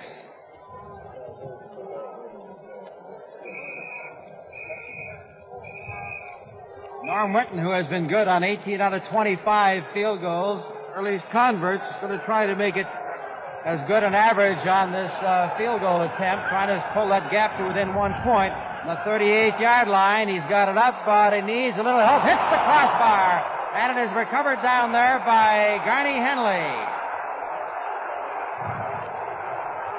Well, now the Blue Bombers know how those Saskatchewan Rough Riders felt when their last pass hit the goalpost. And by the way, on that play, you don't have to give yards when that ball hits the crossbar.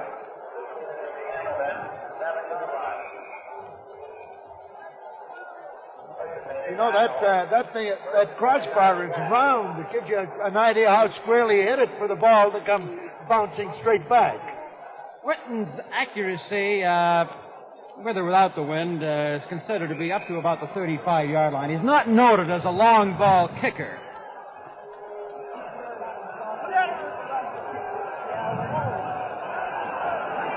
First down for those Hamilton Tiger Cats on the 7-yard line. And Joe Zuger, with 2.5 minutes to go, gives here to Mel Anthony. Anthony is stopped on the 9-yard line, picking up 2.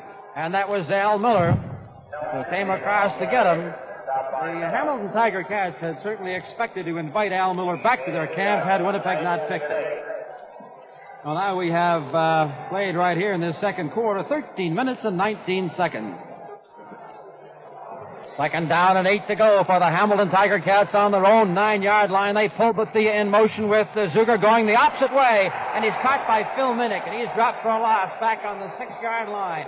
Mighty Beeman touched him down on the 5. Joe Zuger.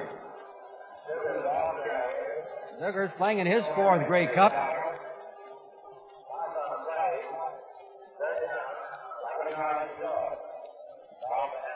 3rd and 11, and now with 1:56 to go, the deep men will come back to the 30, 35, and 40. And they won't... Winnipeg are putting an extra man back there. They drop Ulmer back and really spread across the field in case Joe Zuger's trying to pick a hole. He gets a good punt up there into that wind. It drops on the 26. It rolls into that crowd. Zuger goes in to tap the ball. The flag goes down.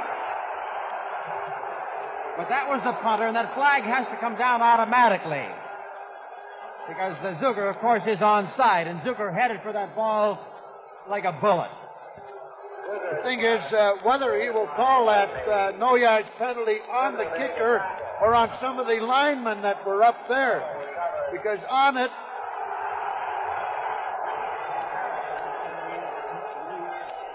yeah, the no yards was not on Zuger. It was on the other man who was there closer to him. So that'll put the ball down on the 22-yard line. Of course, it'll be Winnipeg ball. And we now have 1 minute and 31 seconds left to go in the half. Winnipeg are down 10-6.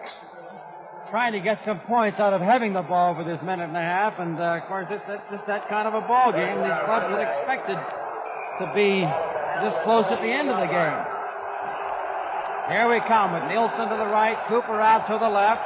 Ramey the slot back left. Perkins goes in motion. They counter here with Ramey. Cutting back to 20, 25, 10. And down to the 5. And he's into the 5-yard line. Oh, he came back on this, gave it to him. He went in motion, and finally Henley stopped him on the 5-yard line. And a great tackle by Henley because Henley tried to knock him off balance. Ramey, with that tremendous balance of his, wouldn't go down, and then Henley reached across and grabbed him by an ankle. He was gone if he hadn't made that second grab.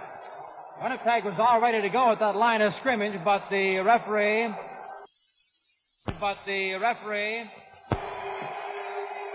Leo Lewis, makes it 12-10 for the Winnipeg Blue Bombers. And you know, he picks that old veteran and he picks those holes. Some good blocking there. He didn't have much of a hole. That Hamilton defense was moving up in tight. He had that goal line defense in there, that big mob that stopped anything from going down the middle. And Kenny Payne, that experienced quarterback, went wide with Leo Lewis.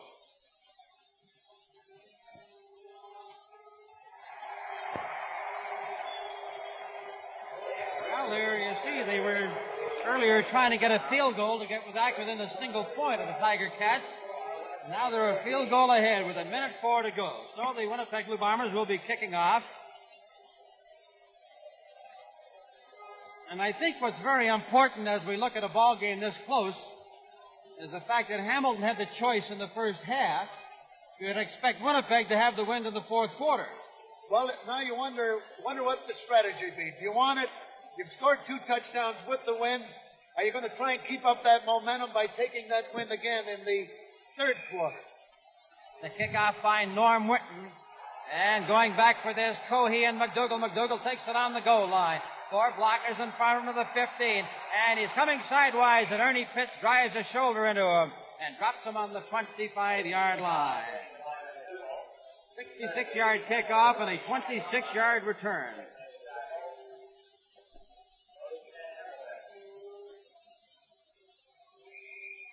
.54 seconds on the clock.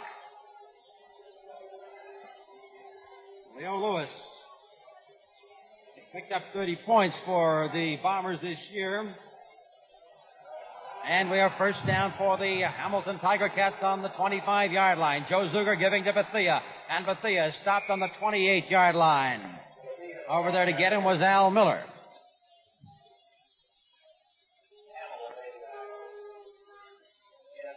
Bethea was the 5th top rusher in the Eastern Conference this year at an even average of 5 yards a carry.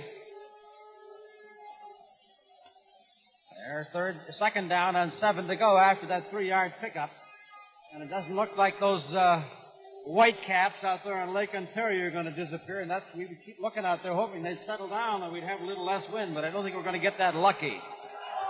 Grant is the set out to the right. They give to Jerry McDougall. McDougall goes into the 32 before he's driven down. But he's hit by Ernie Pitts. And Stoop, I have never seen Ernie Pitts. We haven't seen that much of him on defense, but I've never seen him hit like he's hitting today. Boy, he's going in there as if he's mad about something. This is quite a move for a guy who's been a great offensive ball player. But then the coach comes to him, he says, Ernie, we need that speed and size of yours on defense. How about it? He switches over, and he's proving that he's football player all the way. Flag is down, last play of the half. Joe Zuger goes on straight ahead sneak. Actually took a half step to his left and went into the 34-yard line as the gun sounds to end the half. 13-10, Winnipeg over Hamilton.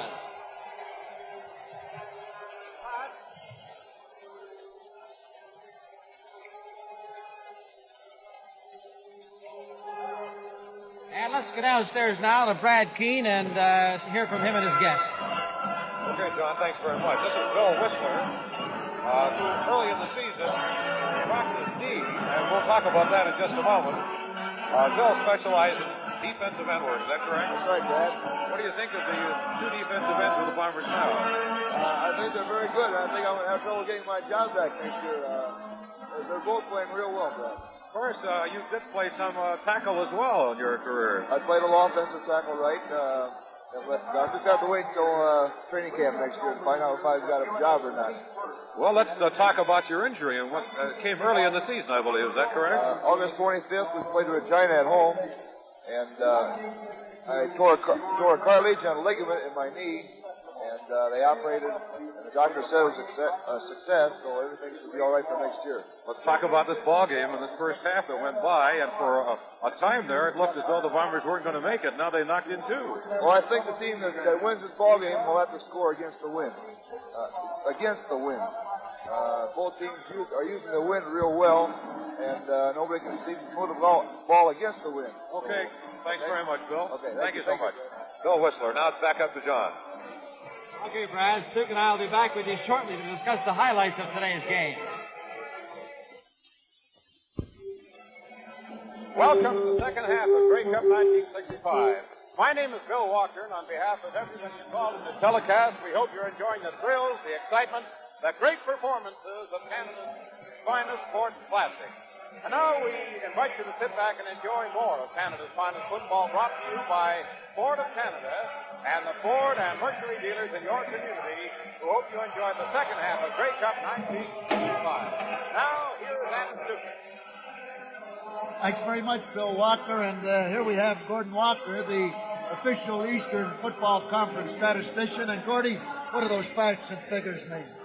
Well, Duke, it means that the wind has dictated the statistics for that first half. It's been like two separate games. Hamilton had the wind in the first quarter, dominated play. Winnipeg had it in the second quarter and dominated play. As you can see from the statistical board, Hamilton has had only 4 first downs, all in the first quarter, while Winnipeg had 11, and they got 10 of those in the second quarter when they had the win. In yards rushing, Hamilton has 89 yards, Winnipeg 83, a very slight edge for Hamilton. Passing, Winnipeg had all the better of it. Kenny Plain has completed 6 out of 8, at least one was Leo Lewis, but Winnipeg has 6 out of 8 for 57 yards. The Tiger Cats, Joe Zuger, none for 2. 1 pass intercepted, that was by Garney Henley. Fumbles, the only fumble was lost by Hamilton, Winnipeg recovering. Penalties, Hamilton has a slight edge here, a 5 for 40 yards and 3 for 10 against the Winnipeg Blue Bombers. In punting, it's been a bad day for punting. Most of them have been against the wind. Joe Zuger has a 29-yard average for 5 punts, while Winnipeg, Ed Ulmer, has 4 for 20. They were all in the first quarter against the wind. The only field goal attempted was by Winnipeg, and Winton's attempt hit the crossbar. You can see the individual standouts at the bottom there, the 4 leading rushers of that first half of football. Duke? Well, thanks very much, Gordy. Just about as close as that score would say. And the way you keep it, how do you work it out on those kicks when that ball starts coming back to these fellas? Well, Duke, I didn't want to say this. We guess once in a while. Well, we'll resume with more of our halftime activities after this message.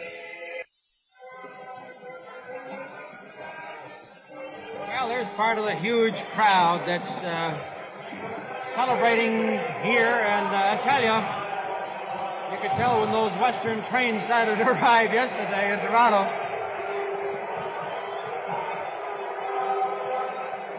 Tickets as scarce as ever.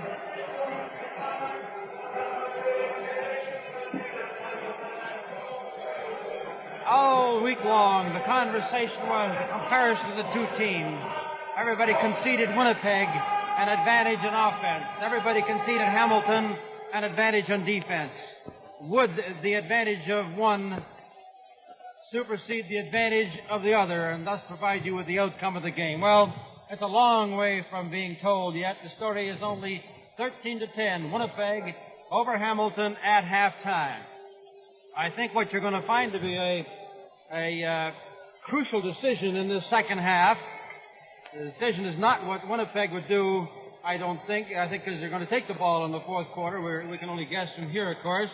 But I think the big question is, what will either team be able to do in the quarter where they have to face the wind? And it's been strange over the years when you get set up for a game where wind is expected to be a vital factor, and you find out that the teams are elected to stay on the ground and make valuable yardage against the wind. We're waiting to see whether or not that'll happen here today. A lot of all-stars in action here today as Winnipeg comes back out. Winnipeg has Herbie Gray, Frank Rigney, Kenny Plain, Ramey, all on that Western offensive all-star team. And on defense, they have Thornton, Jansen, Al Miller, and so they made it primarily on offense. Now in the Eastern Conference, you take a look on the Eastern offensive team, and you'll find Stan Crisson, along with Bronco Nagurski and Chuck Walton. But on defense, Hamilton has Garney Henley, Billy Waite, Don Southern, Zeno Karst, John Barrow, Angelo Mosca, Billy Ray Laughlin. So it gives you some idea of comparison of these two teams. And there's Kenny Plain, 30 years of age, one of the real nice guys in sport. Came up from Iowa, and it's, gee, I can remember the first game he played, which is nothing wrong with that, except that it suddenly makes you 9 years older, and you wonder where those 9 years disappeared. But here's a guy who's been a real hero.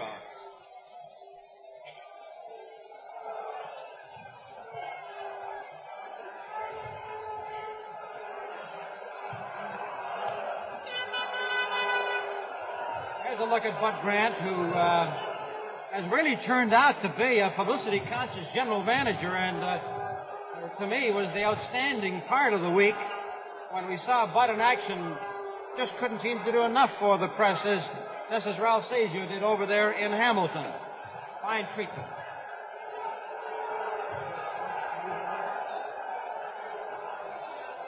And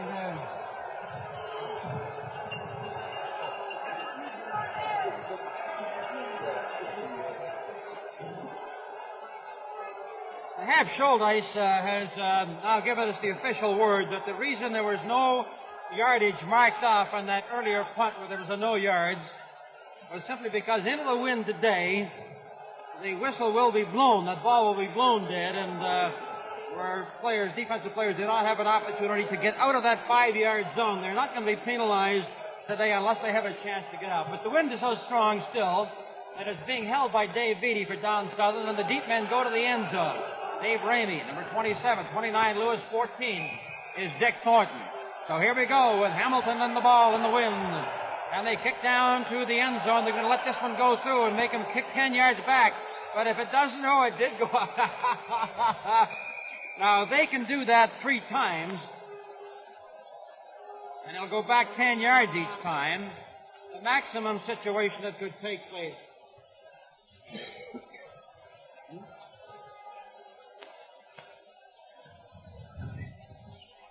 I'm sorry, they don't take the ball back 10 yards this way, but the maximum number of times it can happen is 3. And then they would have to give up the ball at that point. So we may see, certainly on the third occasion, you see some place kicking on a convert. In other words, they'll be trying to drop the ball. Now Thornton, and they'll still go back to the end zone, and I don't think they're going to go any deeper now, but here's a look at from our high end zone camera. receivers at the goal line. And Hiss goes in again and out. And Leo Lewis didn't have to even take a second look at that one. He knew it was gone. No penalty again. And now Don Southern, as I said, on a third time, has to put that ball in there this time or lose it on his own 45.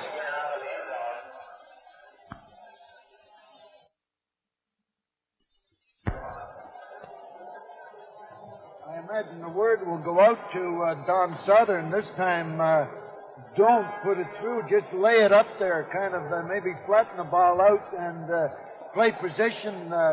Forget about the distance, because if this one goes through, it comes back to the 45. Well, I think that it's been discussed many times, and many people have the idea that this can only happen twice, but it's a third time, and here we have it now with Dave Beatty holding.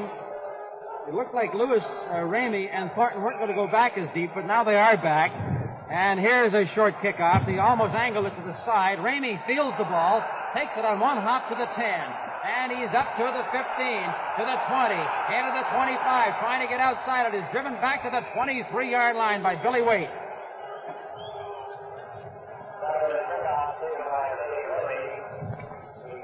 Yard kickoff, an 18-yard return. And that ball will be scrimmaged from the 23-yard line. It's Winnipeg 13, Hamilton 10 into the first minute of play. And there's Beatty and Mosca, 68, 50 Lachlan, 65 Martinello, 23 Patera. As that defense gets ready, trying to hold this Winnipeg club. Hamilton has to get their hands on that football and do something with it in this quarter. And he plays, gives to Perkins. Perkins trying to break a tackle, but he's held around the ankle and dropped on the 27 by Marty Martinello. Marty Martinello, who was probably the best player the Argonauts had in their training camp. Watch John Barrow on this. He's got the action, he's got double blocking, and he's still in there at the bottom of the pile with his arms around Perkins' ankle. They just almost reached the 28-yard line, so it'll be a 2nd and 6 situation for the Winnipeg Blue Bombers.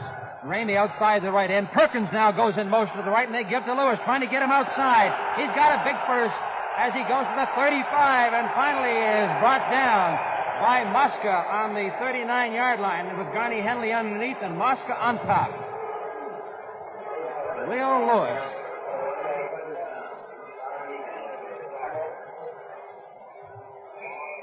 Only Jerry James has scored more points than this boy Leo Lewis in the history of the Bombers, and it goes back a long way. The Bombers were in the first time, well, the Grey Cup back in 1925. Hamilton was into the first time back in 1910. So these are great old traditional teams. First down, Winnipeg on their own 39-yard line. Quick toss on the right side, and they're in there to hit Perkins and drop him back on the 36-yard line with Zeno Karst. Gino Karst has been in 8 Grey Cups. He shares that record with a number of players.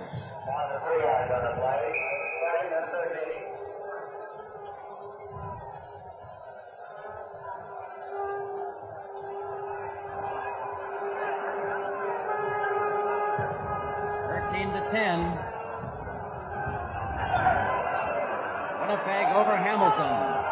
On the 36, it is 2nd down and 13 to go, and they give to Ramey, trying to get him outside. And he is driven down on the 43-yard line. Over to get him was Garney Henley.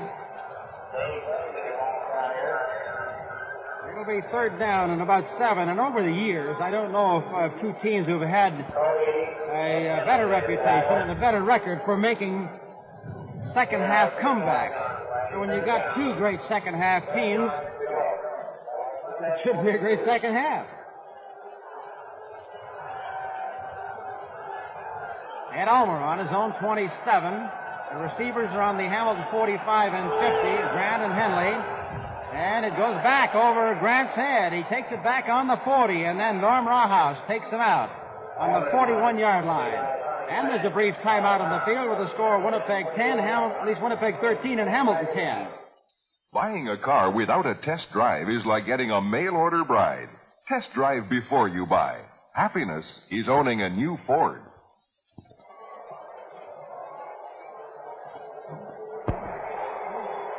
And this is the thing that they try and do. They try and get a back with pretty good speed on a slower corner linebacker. And watch Bethia go in motion here. Number 54 picking up. See Bethia wave. Hey, I'm open. He just barely got it, and then he runs away. Ernie Pitts comes over from the other side of the field too late. 69 yards for the touchdown to put Hamilton ahead 16-13.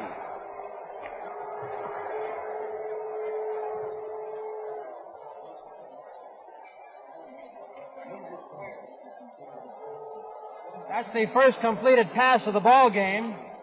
Ernie Pitts is shaken up on the play. So Hamilton finally completes their first pass of the game, and they did it in grand style. Norm Rawhouse will come in to replace Ernie Pitts. Trainer Gordy Mackey with him, and now Don Southern attempts to split the uprights, the sporting champ of the Eastern Conference. A ball in one hop, and he still got it through. Don Southern, who won the East with 82 points this year. 17-13 for the Tiger Cats. And, Stuck, taking time out there to set that ball up. It's just time to remind you that we've had a great year bringing these football telecasts for the Ford people. Well, it's been a great time. They're a wonderful bunch to work with, John. There are a lot of firsts, including Ford. But Willie Bethia's first touchdown pass of the year. And here's that kickoff coming back now to Lewis. Into the 10, 15. Look at this guy go. If he gets a break, 30. And is driven down. They'll touch him down to the 29-yard line as Johnny Simba. 73-yard kick and a 37-yard return. They'll place him between the 29 and the 30. Hamilton, 17. Winnipeg, 13 with 4 minutes gone in this third quarter. Hamilton in the Grey Cup for the 5th straight year, tying a record set by the only other team that did it, but had the only other team that has never won the Grey Cup, and that was Alvin Horace Ritchie's great old Regina teams back in 28, 29, 30, 31, and 32. Leo Lewis comes out, shaken up on that play. And Dick Thornton goes into the backfield. Versatile Dick Thornton. Last year of a 3-year contract for him. Cooper sets out left. Nielsen tightens up on the left side. Ramey, the right end, the right halfback outside the right end. Perkins driven down by Marty Martinello. Took another couple of steps. And then John Barrow came across to make sure he didn't go any farther. Art Perkins from North Texas State. Funny how you can replace not a fullback spot, one great North Texas State fullback, old Charlie Shepard, and then bring in another one named Art Perkins. By the way, Stuke, got word that old Horace Ritchie over there in Regina is in pretty good fettle these days. Said to say hello to everybody. And all football fans wish him well. He's probably sitting there helping them coach, too. It's second down and 8 to go for the Bombers. They give to Ramey behind Herbie Gray. On that right corner, he's hit from the side and driven back by Billy Waite. Oh, that Hamilton club is gang tackling out there today. And they took that head linesman with them. He got a little close. He didn't think that that pursuit was as tough as it was.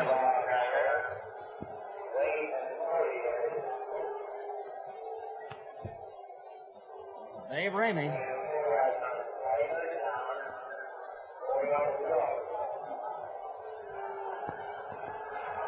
And Ulmer back to his own 20. He's 15 yards back of that line of scrimmage. Wants to take a little extra time because he's kicking into that wind. And, look at the wind. He's got a hook. And Ulmer almost took his own ball. It's taken by John Barrow. And he's going all the way for a touchdown, but it'll be called back to the 30 because that ball will have been whistled dead.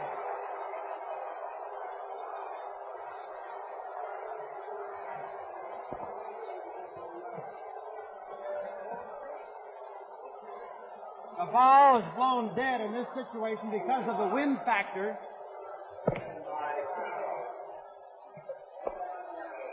There's that Ulmer on this kick. We've got him on the isolated camera. You see him take that ball. The sun came out for just a moment there, and back goes Joe Zuger to throw. He's being rushed. Throws a screen in here to Bethia. Bethia trying to cut back inside. He fumbles the ball. Winnipeg has it.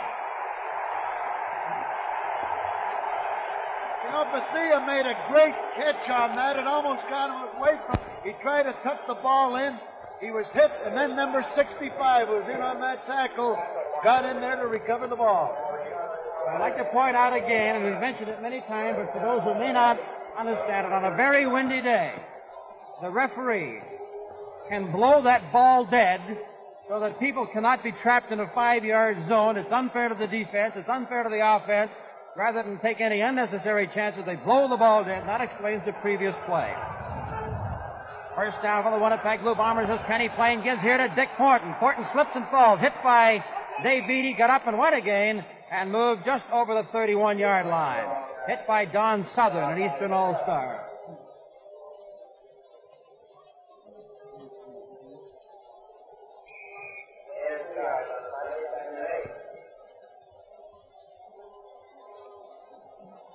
You know, Ford of Canada has been the quarterback calling the signals on these football telecasts week after week, and as far as I'm concerned, it's been a real pleasure working on Ford's team. Well, I know I've enjoyed it, and I know the fans have, and I think Ford have too. Second down and 8 to go for Winnipeg as they give to Dick Thornton, and Thornton puts his head down to the 35. He'll be 3.5 yards short of a first down as Herb Patera made the stop. And there's a brief timeout on the field with the score Hamilton 17, Winnipeg 13.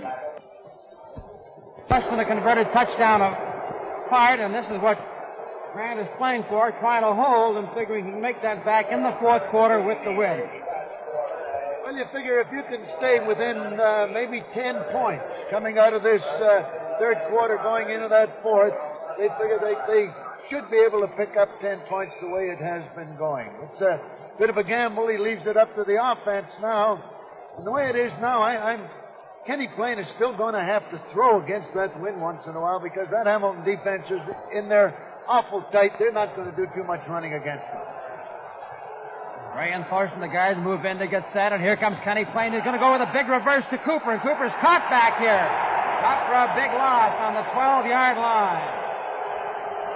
And it was Jim Reynolds again, and Billy Cooper with his hands on the ball for the first time threw the ball into the ground in disgust.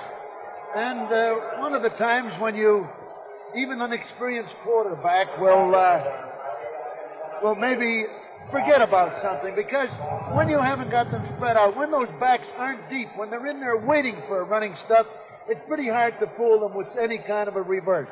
They've still got to be afraid of that pass threat for a reverse, a deep reverse like that to work. On the 12-yard line, Winnipeg, second down and 23 yards to go.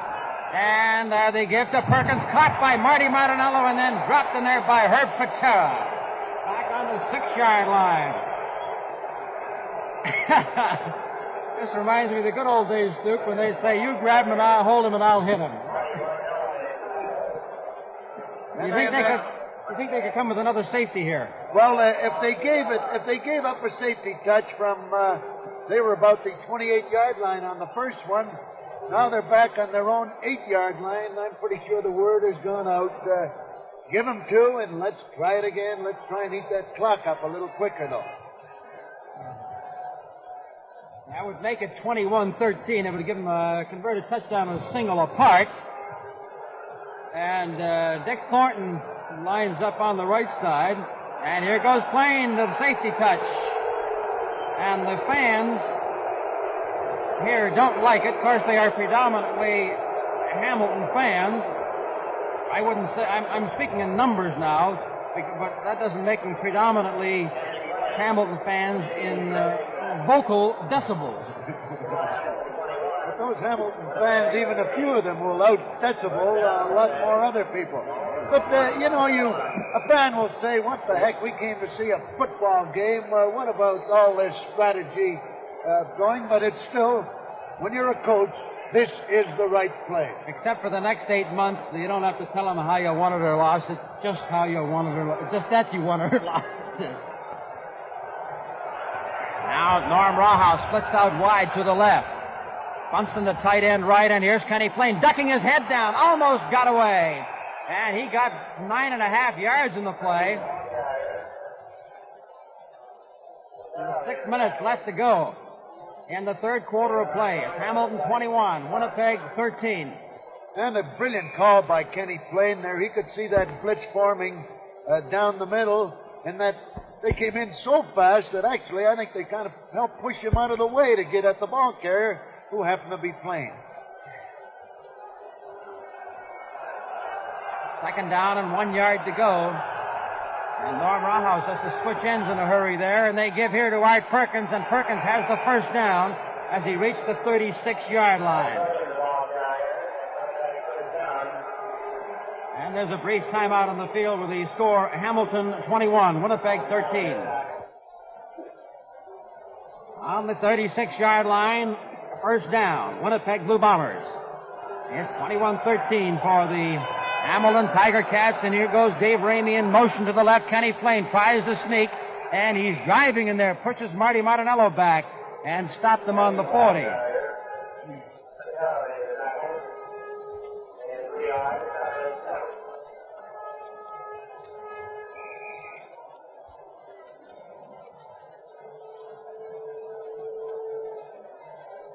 Interesting, you know, you check the records of Ralph Sazio and Bud Grant. Both very high, very well over the 500 win and lose mark. And here goes Kenny Plain giving to Dave Ramey, and Ramey is caught back there by Angelo Mosca and John Barrow.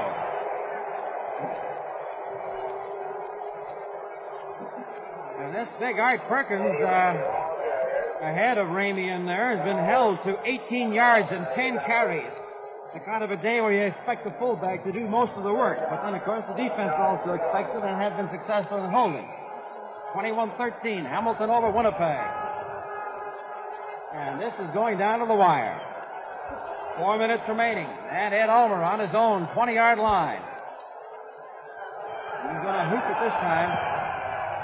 Going back out of bounds right at the Hamilton bench. They went out at about the 53-yard line.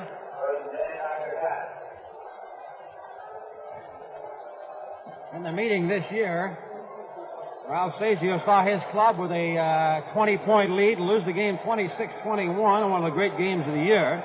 But it's interesting to compare their teams as well as their records. You know, Winnipeg has 23 players who are 33 years of age, or at least are 25 or under. Here goes Zuger back to throw the long one. He steps into the hole, and he's got Bobby Coots with him, and Coots fumbles the football. It is loose. It's recovered by Winnipeg.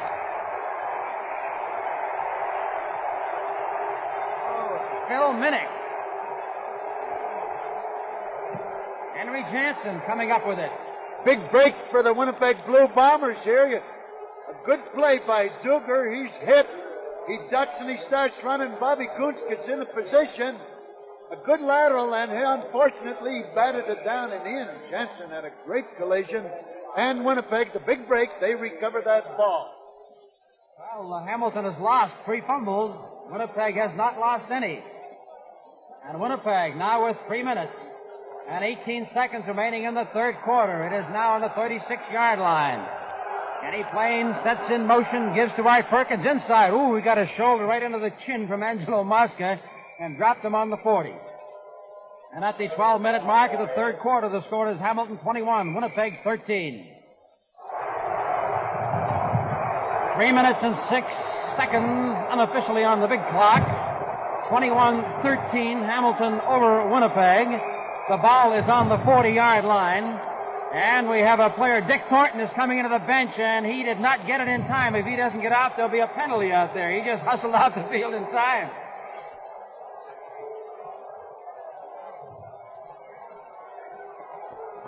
Second down, and 7 yards to go for the Winnipeg Blue Bombers on their own 40. They fake to Lewis. Here's Plain on the right side, stopped by Zeno Kars. Back of the line of scrimmage. That'll make it 3rd down and 8. Let's go down there now to Brad Keene for a fast report. Leo Lois retired to the dressing room. He had a bruised hip when they made a quick repair job, John. I think they taped a pad on his hip, and he's back in the ballgame. But I don't think he'll be carrying too much from here on in. Ernie Fitz has a hamstring problem. but they're all going to stay in. Ulmer back to his own 25-yard line on a 3rd and 8 situation. And here's the snap. And waiting under this one is Garney Henley. And stepping in front of him there was Don Southern. Southern hit by Farrell Funston, carries him for a couple of yards and is dropped on the 51.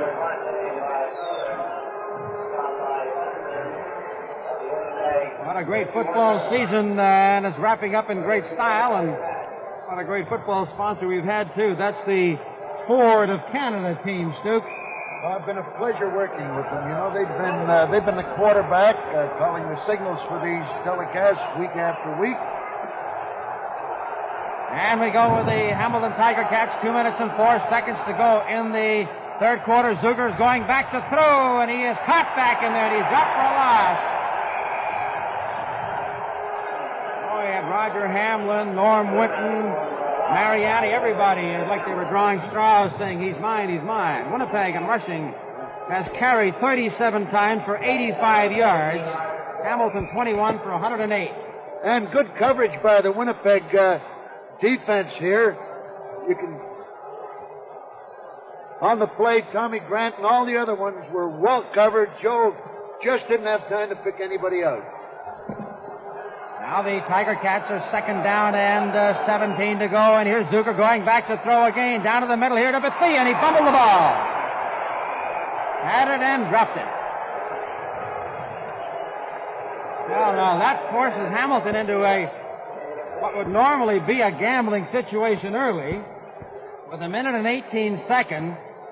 But if they gambled and lost, they would give Winnipeg the ball in good field position, so they have to put her downfield. Minute 12. They have 3 deep men back. Wozni, Cooper, net to replace Lewis, and Ulmer. High snap over the head of Joe Zuger. He gets the ball away anyway. Good kick. Watch the bounce on this. And over the head of Cooper. Goes all the way back into the end zone. And he is stopped. The ball does not come loose. Could possibly be a safety, but it'll likely be a single. It'll probably be a single. Question will be whether he ever had control of the ball and he was just playing it. It wasn't his momentum that carried it over. It was actually the momentum of the kick that took that ball over the goal line, so it would be 1 point. That was if he had carried it back, then it would have been 2 points. 68-yard punt. And we have 45 seconds remaining. Safety touch, the safety touch, and the single. That's Bethea's touchdown has been the scoring situation. And here goes Leo Lewis, caught back there, and he's dropped.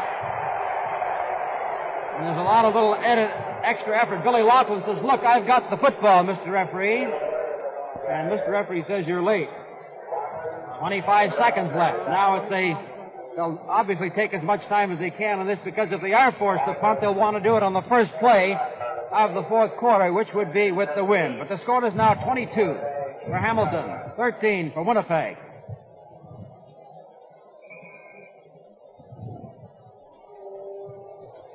A clock showing 20 seconds. The flag is up.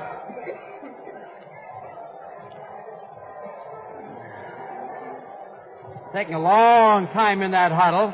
And I don't suppose they'd mind if they were called for too long in the huddle in this situation anyway. Here they go in motion. Kenny Plain turning that corner, gets away from one, and then is stopped on the 6-yard line, or the 16-yard line. Now the gun is not sounded. The flag is down, and the gun does sound. So they just made that in the nick of time. 22-13, Hamilton over Winnipeg. They'll have to kick with the win. And that ends the third quarter. While the teams are changing ends, let's pause for 60 seconds.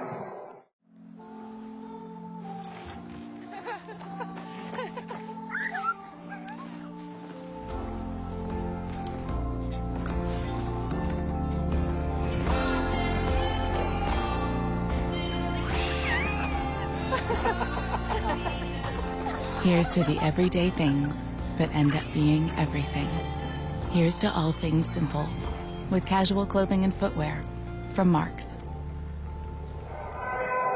The temperature is 36 degrees. It'll give you a little idea of what's happening out there in those big weight caps coming up off the breakwaters. So, Ed McPherson out there in Vancouver, what's that you're saying about the sun and the warm temperature? Well, we have Winnipeg with 12 first downs, Hamilton 6. Winnipeg 76 yards rushing, Hamilton 108. Winnipeg has completed 6 out of 8 passes for 57 yards, Hamilton 2 out of 5 for 71. And now we have Winnipeg with Ed Ulmer making his first punt with the wind on his own 3-yard line. Johnny Henley shades his eyes into the sun. And Ulmer gets a dandy. The record is 90 yards. This goes back to the Johnny Henley on the 16-yard line. Henley to the 25. Driven over here by Farrell Funston, who's got him by the seat of the pants and doesn't let go. He has stretch pants on, so we got an extra yard out of it.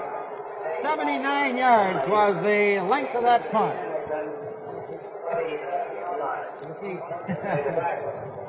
There's Carney. You can see Carney Henley shading his eyes and going back. That ball didn't bounce, and now there he goes. And watch this.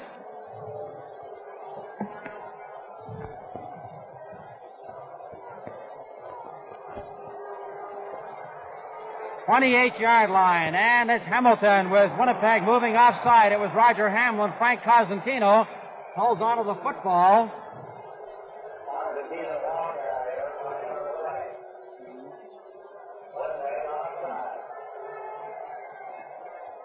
Now we have the desperate situation. 14 minutes and 14 seconds left to play.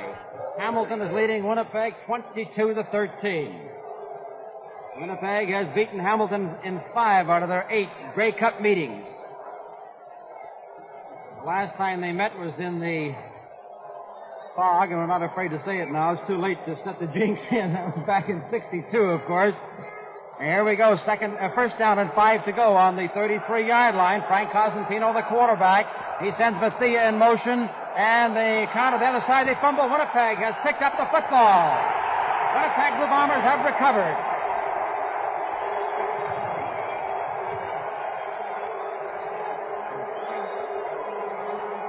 Bobby Kuntz was not able to hold on to that football.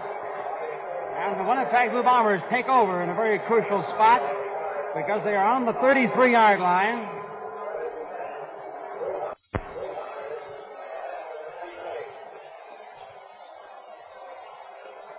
Those Bombers really coming up. That's the 4th fumble they have recovered. And they're down 8 points, but in good position right now.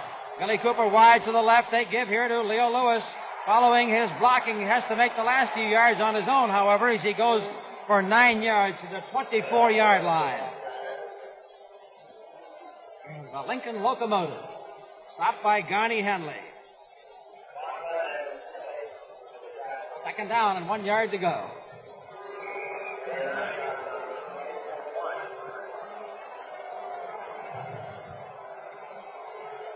Hamilton leading by 9 points, 22-13. And they have 2nd down and 1 to go.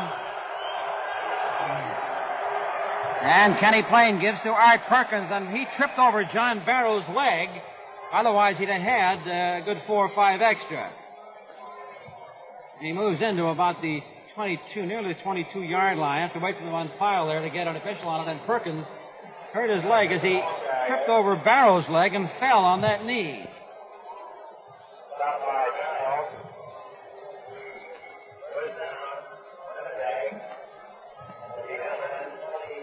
The 125-pound fullback, Art Perkins, played 6 games last year. And he said, I was getting a little discouraged last year, figuring he'd only get the ball in 2nd and 1 yard situation.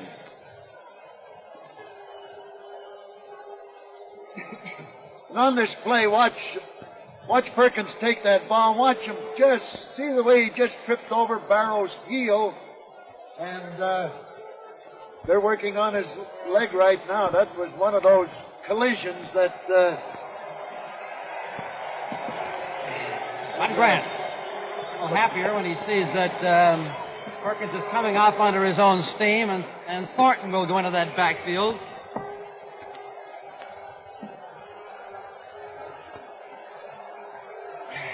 Now, we mentioned earlier about Leo Lewis throwing that pass. In his 10 years, every third pass he ever threw for Winnipeg went for a touchdown. First down on the 22-yard line for the Winnipeg Blue Bombers with Plain. Looking over here to that right side after faking to the left. He is now starting to run. Into the 15, down to the 10. Is stopped in there by Billy Waite. He landed on the 10. That's a gain of 12. You know, Kenny Plain seemed to have a little extra time on that. He was looking around at it, and watch him. He's got lots of time. Then he sees that big hole, and watch this tackle by Billy Waite. Plain didn't even bother trying to dodge him. So it is first down on the just over the 10-yard line. And here we go with Plain countering in here to Ramey, trying to get inside, and he's caught by Jim Reynolds, who grabbed him around the ankles. That play was originally designed to go outside the end, but Ramey, the great Michigan halfback, saw that it was not there, and he had to kind of add lib to the inside. He's on the 7. It'll be second down and 7 to go, and we have Norm Rawhouse coming in. Billy Cooper comes out. Play from the bench on a 2nd and 7 situation. No, Thornton goes in. Rawhouse goes in. Will he run as a flanker? Nielsen is now the right flanker. Rawhouse becomes the left end. Here is Plain going back to throw. Looking into the end zone, and it is no good. Too high. And there's a brief timeout on the field with the score Hamilton 22, Winnipeg 13. Well, I rather suspect that Norm Whitten comes in to try to close it, because a field goal here would put them an unconverted touchdown apart. And when you get back to this late stage of this game, the club with the ball in the last play is probably going to win it, and they're trying to look for that situation where a point would mean that much. They're trying to get that insurance point. They need it anyways. They still got 10 minutes to go, and this would be a good place to take it. That's good.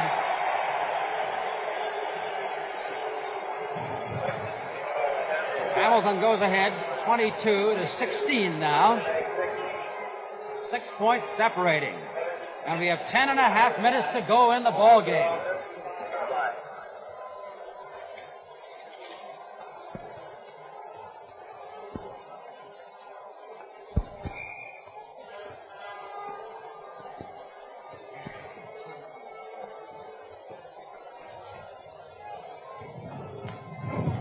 Ariani on that left end, anxious to get going. Cosentino, the quarterback. He's got Mel Anthony, a wide fullback flanker.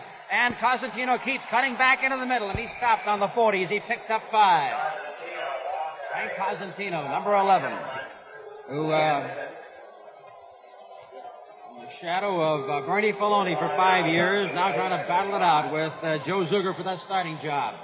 And you know, just shows you how the defensive men will key on the halfbacks and forget about the quarterback. You see Miller go way over there, and when Cosentino came back, somebody else had to recover in a hurry. Second down and 5 yards to go. Frank Cosentino again sets his action wide. He counters to the middle here with Willie Bethia, and Bethia is 2 yards away from a first down, and he's brought down on the 43. About a yard and a half, maybe, if they place that ball about the 43 under that pile somewhere.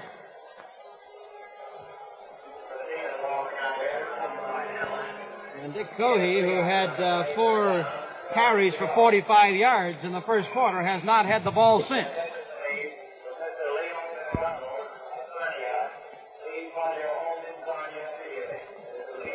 Joe Zuger will be kicking from the 29, and the deep men, Wozni and Cooper, from Brandon and Winnipeg, on the 37-yard line, and he stopped on the 42.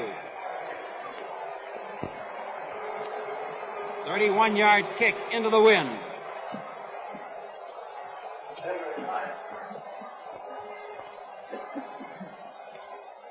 We would like to thank, on behalf of our sponsors, Ford of Canada, the many folks across the country who have taken the trouble to write in and say thank you for bringing these football telecasts to the Canadian football fans all year. we at Ford and with Ford are very pleased that you appreciate it and look forward to doing more. By Leo Lewis.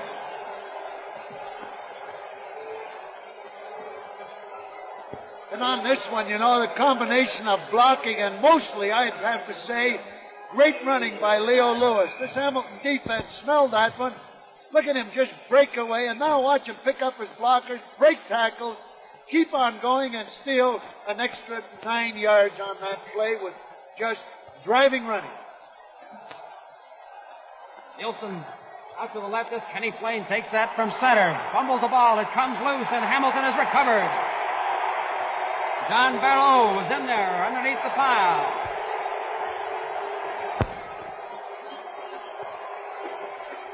Hamilton has lost only 9 fumbles all year, but they lost 4 today, and they finally get one back.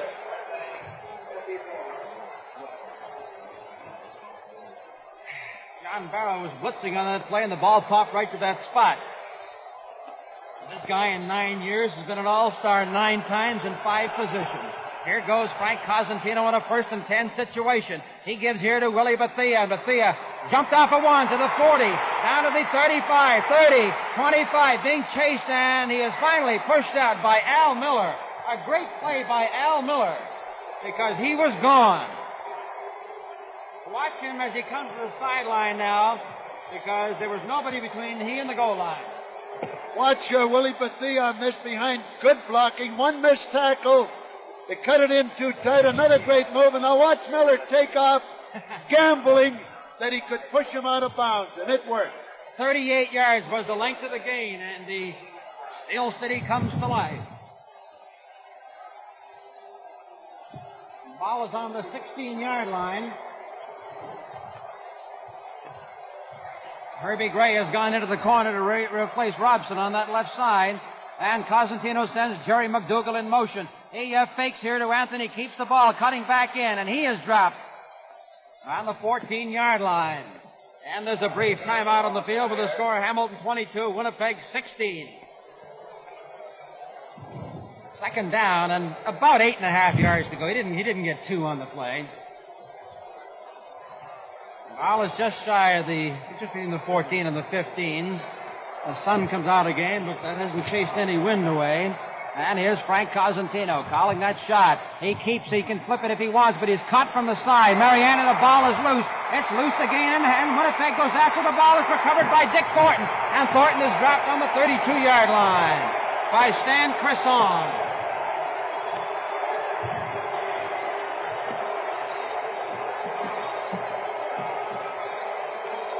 So Hamilton has lost their 5th of the afternoon.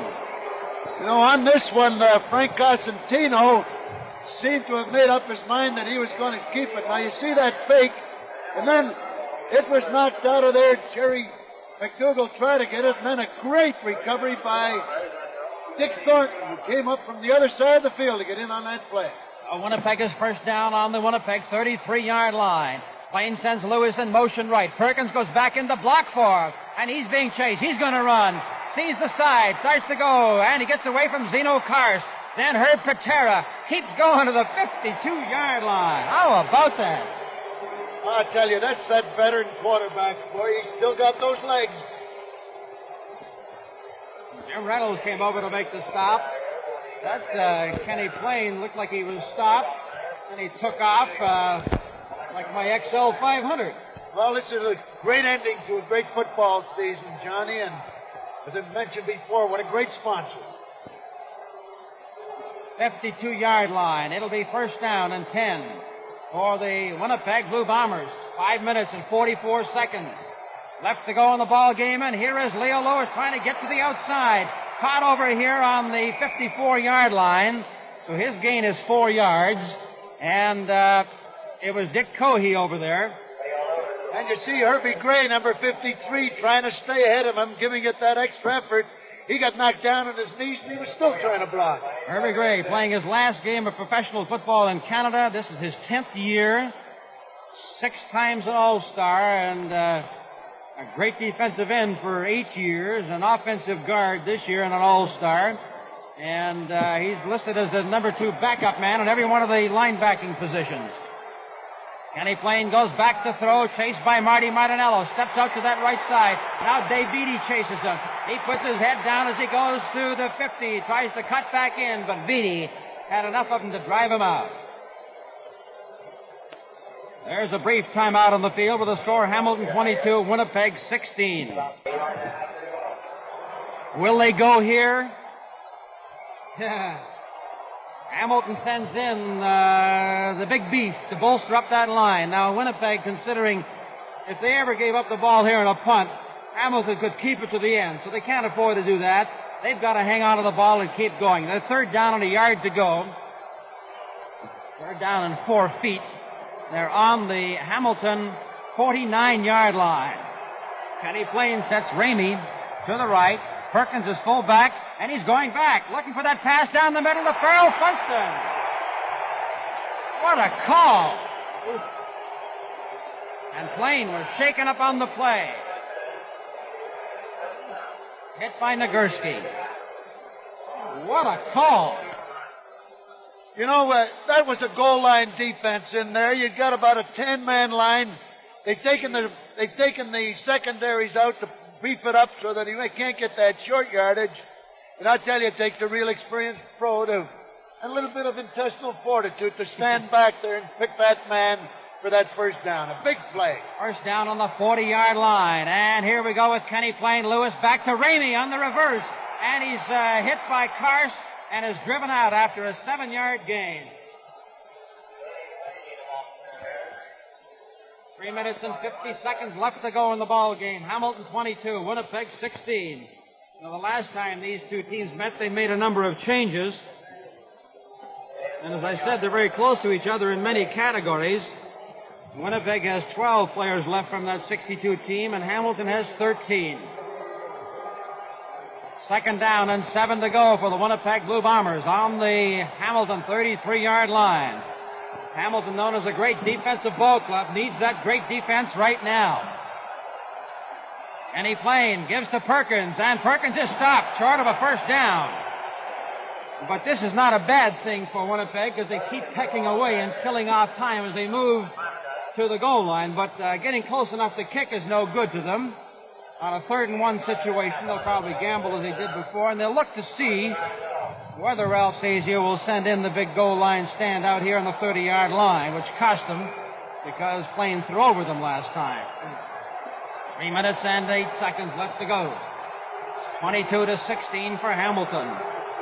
Traditional, typical, great football game between Hamilton and Winnipeg. The ball blew away. Marty Martinello put it back, cheated by a half a foot. They replaced it. Here we go, 3rd down and 1 to go, and they give to Perkins this time. Now, I don't know if he made it or not. The Hamilton defensive team rushes out, and I don't think he made that first down. It didn't look like it, Johnny. He got hit pretty quick. I don't think he penetrated that line at all. Hamilton takes over the football.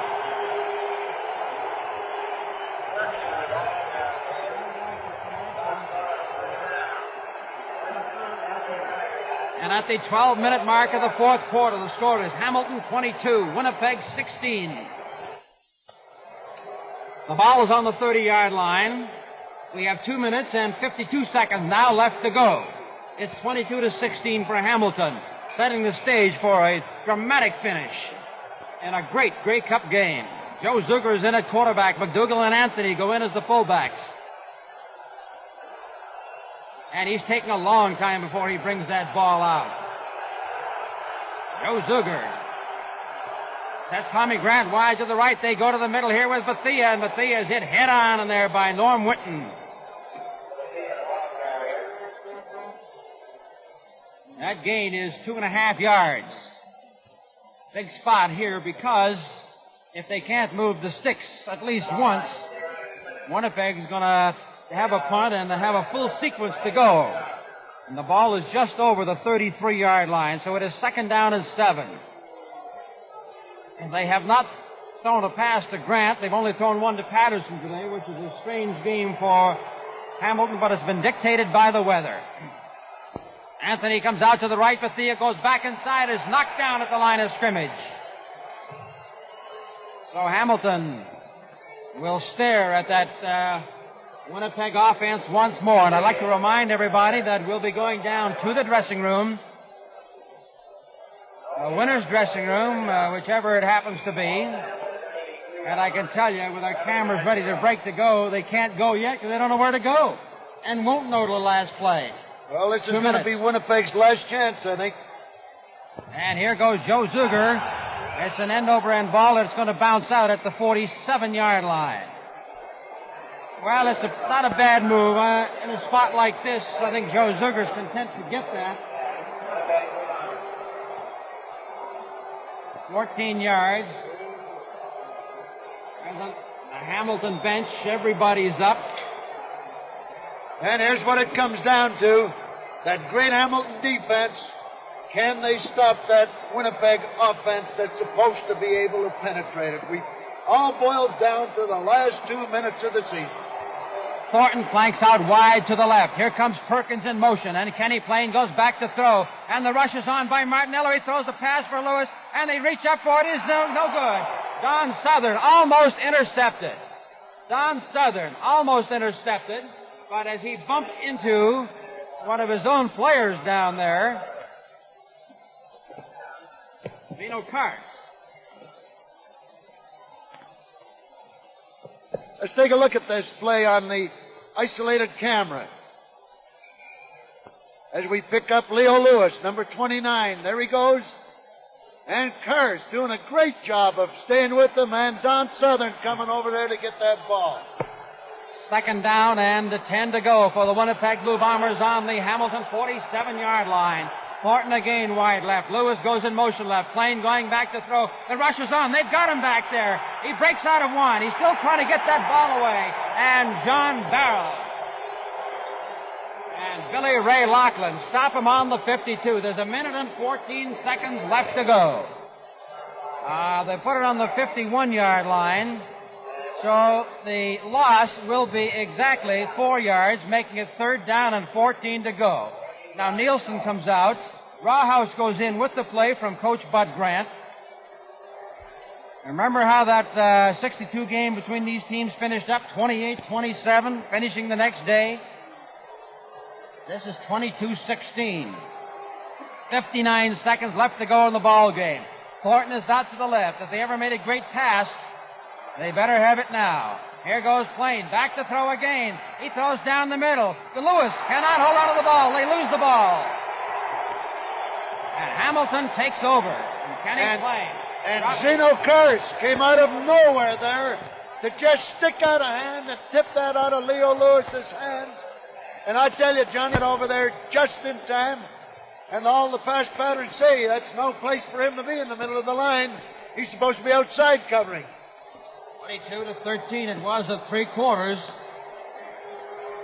The only score of this quarter has been the field goal, and Hamilton has been able to hold. Joe Zuger on that sneak, just trying to kill off the clock. There's 23 seconds left unofficially. And he picked up a couple at a 2nd down and 8, but he's not even worried about yards. He'd be satisfied to be 3rd and 10 when the game ends, as long as he's still got the football.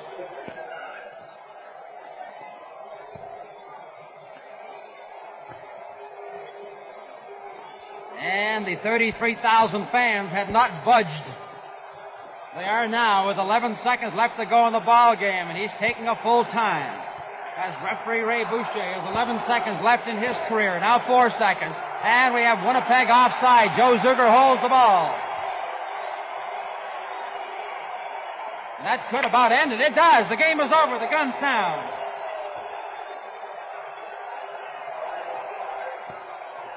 Hamilton Tiger Cats finally broke the jinx against the great Winnipeg Blue Bomber team. You know, a few people adding up this score will take a look at the 6 points that the Winnipeg Blue Bombers gave away in safety touches. This is what they'll look at. They're not going to realize that if they had kicked the ball, it might have been 21 or a little bit more. They say the second guessers will have a field day on this. Should they or shouldn't they have been giving away those safety touches? Well, we're going to see the presentation of the trophy down below as they can clear that mob away. We'll be doing that in just a moment. Then we will be going to the dressing rooms. And we'll resume with more of our post-game activities after this message. Well, Sid Halter, the commissioner of the Canadian Football League, is having a tough time moving in that crowd down there so they can get into a position to present that trophy to the Hamilton captains. Now, that's going to take a little sorting out down there. There's no question about that. But the scoring was with Don Southern's single on the opening kickoff. Cohee's touchdown, the convert by Southern, the safety touch given up by Plain. Then Art Perkins made it 10-6. Lewis made it 12-10, and then it moved ahead 13-10 and wound up 22-16 with the big third quarter splurge by Hamilton. Bethea's touchdown, 2 safety touches and a single, and they had to do it against the wind, and they, at least with the wind in the third, they did it with the wind in the third. And then in that fourth quarter, when that defense had to come through, when they had to do the job, that great Hamilton defense did it. They stood in there. Kenny Plain threw just about everything that he could think at them. And in the final analysis, I have to say that Hamilton defense was just that much better than that great Winnipeg offense. A great football game, an exciting football game. A lot of good plays out there, a lot of good tackling, a lot of good blocking. And like every other Grey Cup, there's going to be an awful lot of second guessing after this.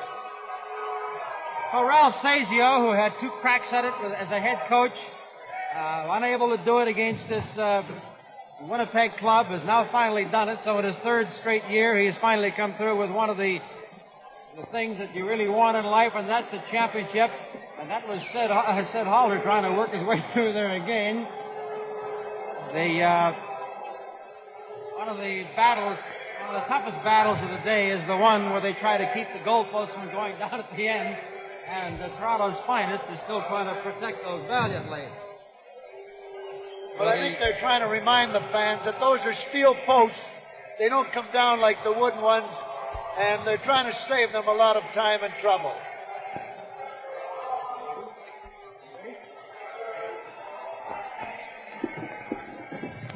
Well, we're ready now to give you the final total to see what these statistics look like. And Gordy Walker has been busily putting those together, so let's see how they shape up. Gordy?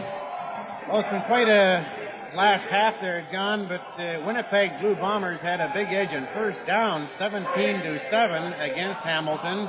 Yards rushing was fairly even, 157 yards for Hamilton, 149 for Winnipeg. Winnipeg suffered badly there because they had a lot of yards deducted on those intended safety touches.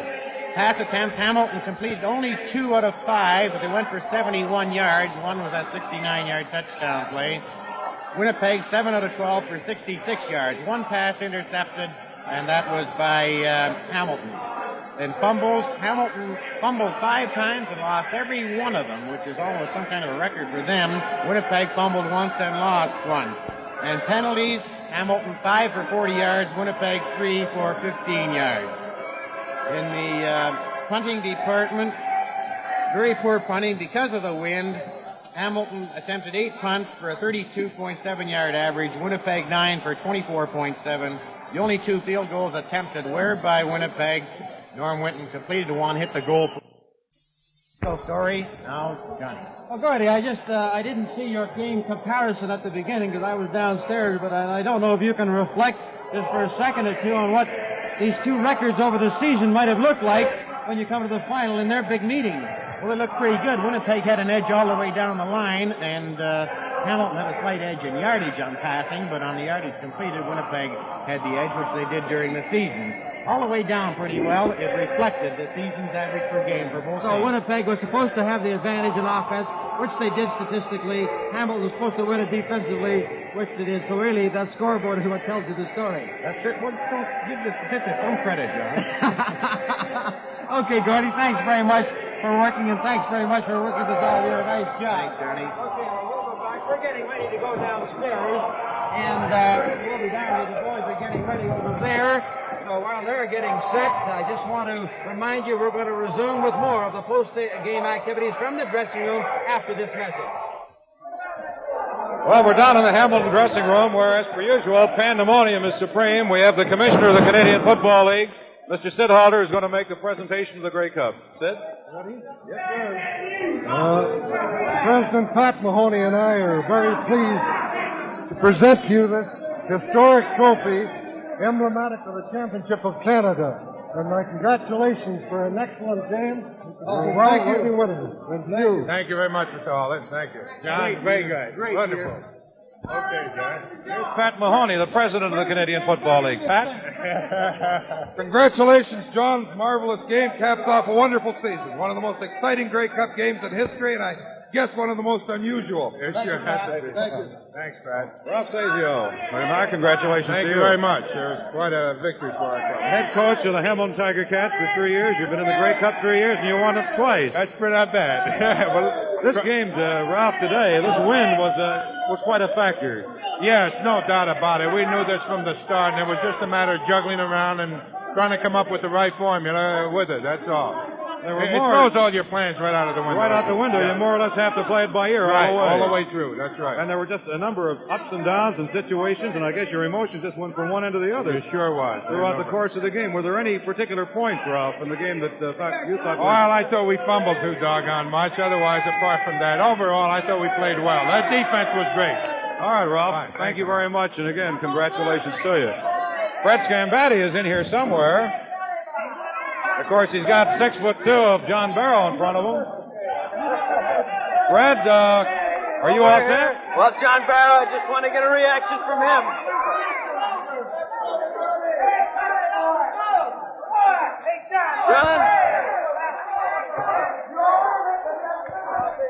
John, great ball game, and you put the clinching tackle in there. It must have been a great day for you. Oh, Fred, it was wonderful. It was wonderful. Did you have any? Since 1957, we've been waiting to beat Winnipeg.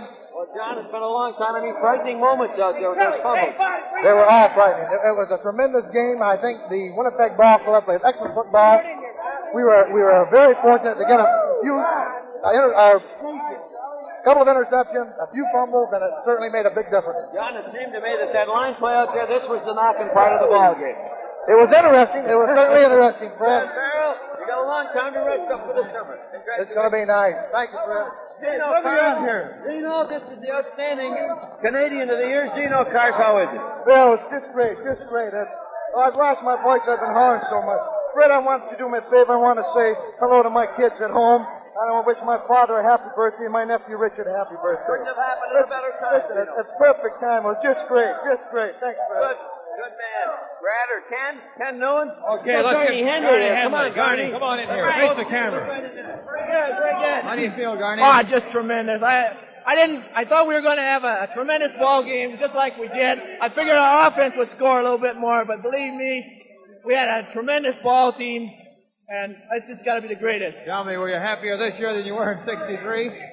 Well, I don't know. I think just about the same, really. But I think this year is probably more satisfying because we had an uphill climb all the way. Very good. Fine, thank you. Okay, you got Angie John? Come on up there. Big Angelo Moscas, in past years, been accused of a pretty tough ball out there. How was that line work, Angie? Real tough today. It was strictly a running game because of the field conditions, and the linemen had to be on their toes quite a bit today. Not too many you come back and win when you give so much away. Yeah, I think we were fortunate, but we played good, tight football, and I had this feeling a month ago because I know the attitude of this football team. What difference is in the game that you played against them last time when they came back and beat you 26-20? Well, we had this in mind, don't forget, and we didn't want to give anything up. We played real tight ball right to the last. Congratulations. Great win. Thank you very much, John.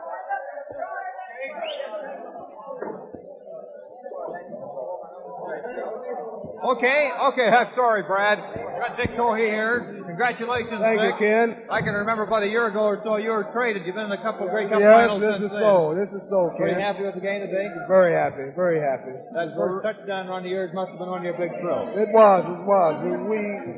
It's just something I just can't explain, Ken. It's just coming from nowhere, and then all of a sudden we're champs. Congratulations, great champions too. Thank you. Okay, Dick Cohey, now Fred. If there's a personal comeback story of the year in Canadian football, it's Marty Martinello. Marty, how do you feel about this one? Oh, I'm real happy, Fred. Very happy, in fact. I thought the team played a terrific game. I'm very happy to be the winner. Any one particular play you remember out there today, Marty? I can't remember any. Right now, I'm just too happy to remember anything. And that you got the Tiger Cat stripes instead of the Argonaut blue. No blue today. No blue today. All black and yellow. Good. Marty Martinello. Now, Brad, have you got Joe Zuger here? I think I have. I got somebody here. This is the quarterback, one of the two quarterbacks, Joe Zuger. And Joe, I would imagine you have to rate this as a pretty exciting day. Well, I tell you, I almost had a heart attack out there a couple of times with the 3 fumbles we made there, and boy, that's a really exciting football game, I thought. What did you feel as though there was any particular turning point in the game, or was it just a generally exciting afternoon for you? No, it was turning all kinds of ways there for a while. We'd fumble once, and they'd fumble, and we get I thought we were going to blow it, though. I think we fumbled 3 times there in the third quarter, and we finally got it back off of them once, and the run of Bethia has helped a lot, I think. I don't believe either club scored a touchdown when the wind was in your teeth. No, I think the best effort was Willie Bethia's long run there. That long run. Best effort of all the whole day against the wind. That was a pretty stiff wind out there. Was there any reasoning in Ralph Stagio putting Frank Cosentino in there when he did? What was the psychology behind that, Joe? I don't really know. He just put him in. Right. Just to give you a bit of a rest. Well, I had a chance to look at their defenses. I don't know if it helped me or not. I hope it did. I can recall you saying a while back that you were throwing the ball too hard at one time during the course of the season. You were easing off a bit. You were throwing it pretty hard today. Well, I had a lot of help with the wind there. And the long pass with a strong wind is pretty well an impossible situation. Right, it's almost as bad. With a strong wind, it's almost as hard as throwing against the wind because if you get it up there too high, the wind just takes it and you can't judge it at all. Have you had your champagne yet? I'm looking for some. I can't find any more. All right, you go ahead and try and get some now. Thanks, Brad. Thank you very much, Joe Zuger. Ken? Okay, Brad, thank you. We got Kelly Moat here. Kelly, you were pounding those sidelines pretty good in the latter stage of that ball game. Yes, that was a real cliffhanger. It'll make you pound. It certainly was. Those fumbles must have worried you at times. Yes, they did. Looked like we did everything in the world to cough up the ball, and fortunately, they fumbled right at a crucial time at the end of the ball game. Hang in there long enough, and you're bound to get a break somewhere. Well, you know, they talked about your great defense before the series. All year they talked about it, and they certainly came up big again today, didn't they? Yes, they've done a tremendous job all year. We have some real fine, aggressive kids that love to play football. Long time for the 1st of July opening at training camps to this day. Well, it's a long time, yes, but it'll be a short time from now to the next year. Okay, Kelly, congratulations. Thanks a lot. Wonderful job to you and your coaching staff. Now, John. Don Southern, Don, this is your 6th Grey Cup. How does it compare with the others? John, this has got to be the greatest, believe me. We started out, our offense had trouble. We had a good defensive team, but we've worked hard to come this far, and we weren't going to let it slip out of our grasp. I know at the beginning of the season, Hamilton was a good, tough ball club. I don't think at the beginning of the year you really figured that you had the chance you might have been faster. At what point in the season did you really start believing in yourselves to the extent that you might be here the way you are this afternoon? Well, I think that out in Regina, after getting beat by Calgary, losing a tough ball game, we went in Regina and we whipped them real good. I think from that point on, the quarterbacks got their confidence, and every time out with Frank and Joe, they got their confidence, and boy, we've come a long way. One last question: How did you defense the Winnipeg offense, or how did you plan to do it, and what changes did you have to make during the ball game? Well, we had a couple injuries, John, as you know. We've tried to play them pretty well with like 2 basic wide corners because of their wide running. Now, we got away from that for a while, but they started hurting us. We went back into the 5-3, and we stopped it pretty well. Well, congratulations on another great Cup victory, Donald. Thank you. Thank you. Here he is, number 63, Bill Danichuk. And Bill, the first-year man in a Grey Cup. Yes, sir. It's great. Let me tell you, I'm feeling great, and I knew it was going to be a real tough game, but we've got the best team in Canada, and we proved it. Did you feel when you started the season that it was going to wind up in a Grey Cup victory? Well, I didn't know if it was going to be a Grey Cup victory, but I knew we'd be tough and we'd be in there somewhere. Bill, congratulations to you. The pride of the Niagara District now live in Hamilton, right? Right, yes, sir. Good. We'll hope to see more of you. Bill, thank you very much. Brad? Okay, Brad, this is Joe Rustick, an assistant coach with the team, and we were saying just before we came on that it was an extremely hard-hitting ball game. Brad, I'll tell you, I was impressed with both ball clubs. They hit real hard, played real tough football. I thought the big play would be made by somebody making maybe a defensive misplay or an offensive misplay.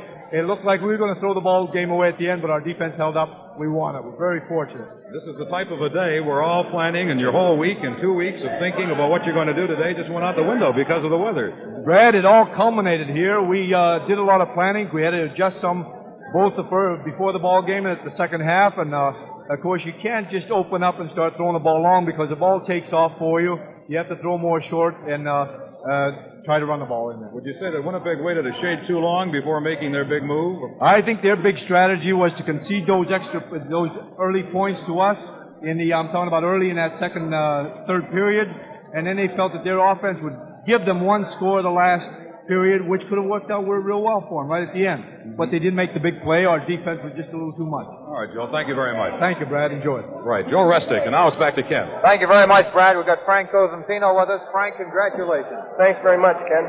After playing in the shadow of Bernie Filoni, the great quarterback, it must have been great to come back today and win the Grey Cup as a proven professional. Well, it's great to win the Grey Cup, but when you actually take part in it, it's even a bigger thrill. And unfortunately, with Bernie there, I've never been able to play in the Grey Cup game when Bernie has been the quarterback. Tell me something. What was the coach's strategy in using you against the win in the late stages? Well, I think he was just going on more or less on a gamble who, if Joe wasn't moving the ball, he'd put me in. If I wasn't moving the ball, he'd put Joe in. And I don't really know if there was any strategy concerned here because he sure couldn't pass against that wind. Talking about a dazzling play, Frank, the one you set up with Dick Cohee's touchdown, that was a beautiful thing. Could you describe it to us? Yes, it worked just the way the coaches diagrammed it for us. We came out in a twin right formation, and we had just a lone backfielder, Dick Cohee, in the fullback spot. And all I had to do was move down the line, and at 52, the defensive end came towards me. If he committed himself towards me, I had to flip the ball to Cohee. If he loosened off and went with Dick, then I would cut upfield. We had a couple of pass plays off the same series, but unfortunately with the heavy wind, we couldn't use it. Well, anyway, it worked great today. Have a Merry Christmas, Frank. Thanks very much. Okay, thank you, Frank Cosentino. Now, Fred Cavatti. Well, here is the president and general manager of the Hamilton Tiger Cats, Mr. Jake Goddard. And Jake, you must be drained after that one. I sure am, Fred. That has to be one of the greatest of all Grey Cup games, and it's so great to win, particularly when you win against a great team like that Winnipeg organization. They're a tough, great, hard-to-defense team. Jake, is this Grey Cup win a vindication of that trade? We go back before the season started. Oh, I don't know. We haven't been greatly concerned about vindication of the trade. We like to trade when we think that what we will get will strengthen things that we need to strengthen. And the boys we got did great.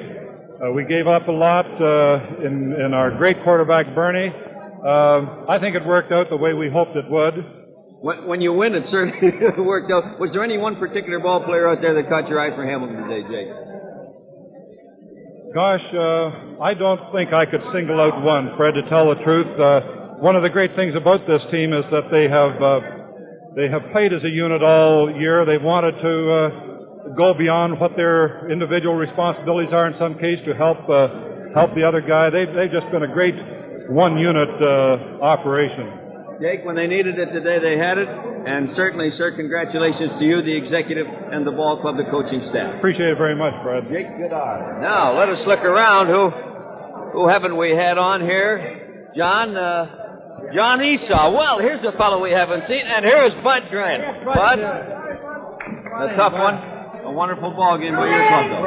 John? Bud, looked like this was one of those games where you dreamt a lot about strategy, and it looked like you were playing for enough to hold on to in that fourth and win it there. Is this the way you were thinking? Well, yes, we thought if we could stay within 10 points in the fourth quarter, we'd have a good chance of winning it, of course, and we gave up 6 points, but it'd be better than 21. Yeah, I don't think that those 6, when you look back at them, they would have probably been much more than 6 had you played their usual route there. Yes, we had a couple of good kicks against the wind by Ulmer, but then there were some that were going just, I don't know how far they went, it looked like 10 or 15 yards, and Hamilton, if they would have gotten down in there and gotten a couple of touchdowns, it would have made it a long way to go in that last quarter, John. As it was, we were within distance and even up to the last play. And it was a typical Winnipeg-Hamilton ball game, a great ball game all the way. Well, a thrilling ball game. We're very disappointed we didn't win for all of our fans. However, Hamilton's certainly a worthy champion on the basis of today's play. It could have gone either way, but Hamilton, I think, deserves this Grey Cup this year. We'll have to worry about next year now, John? Well, I'm sure the two of you will be meeting again. Congratulations to you, Bud. A great year and a great try. And we'll resume with more of our post-game activities after this message. Well, Len Back, the business manager of the Hamilton Tiger Cats, is probably the only guy that's older than the Grey Cup. And I would just like to take this opportunity to say thanks to Fred and Brad and, of course, my running mate over here, Stuke, and Johnny Bassett and Ken for joining us on our telecast and working with us all year. On behalf of everybody, we hope you've enjoyed it. This is Johnny East on behalf of the gang and a whole football crew saying goodbye now from Toronto.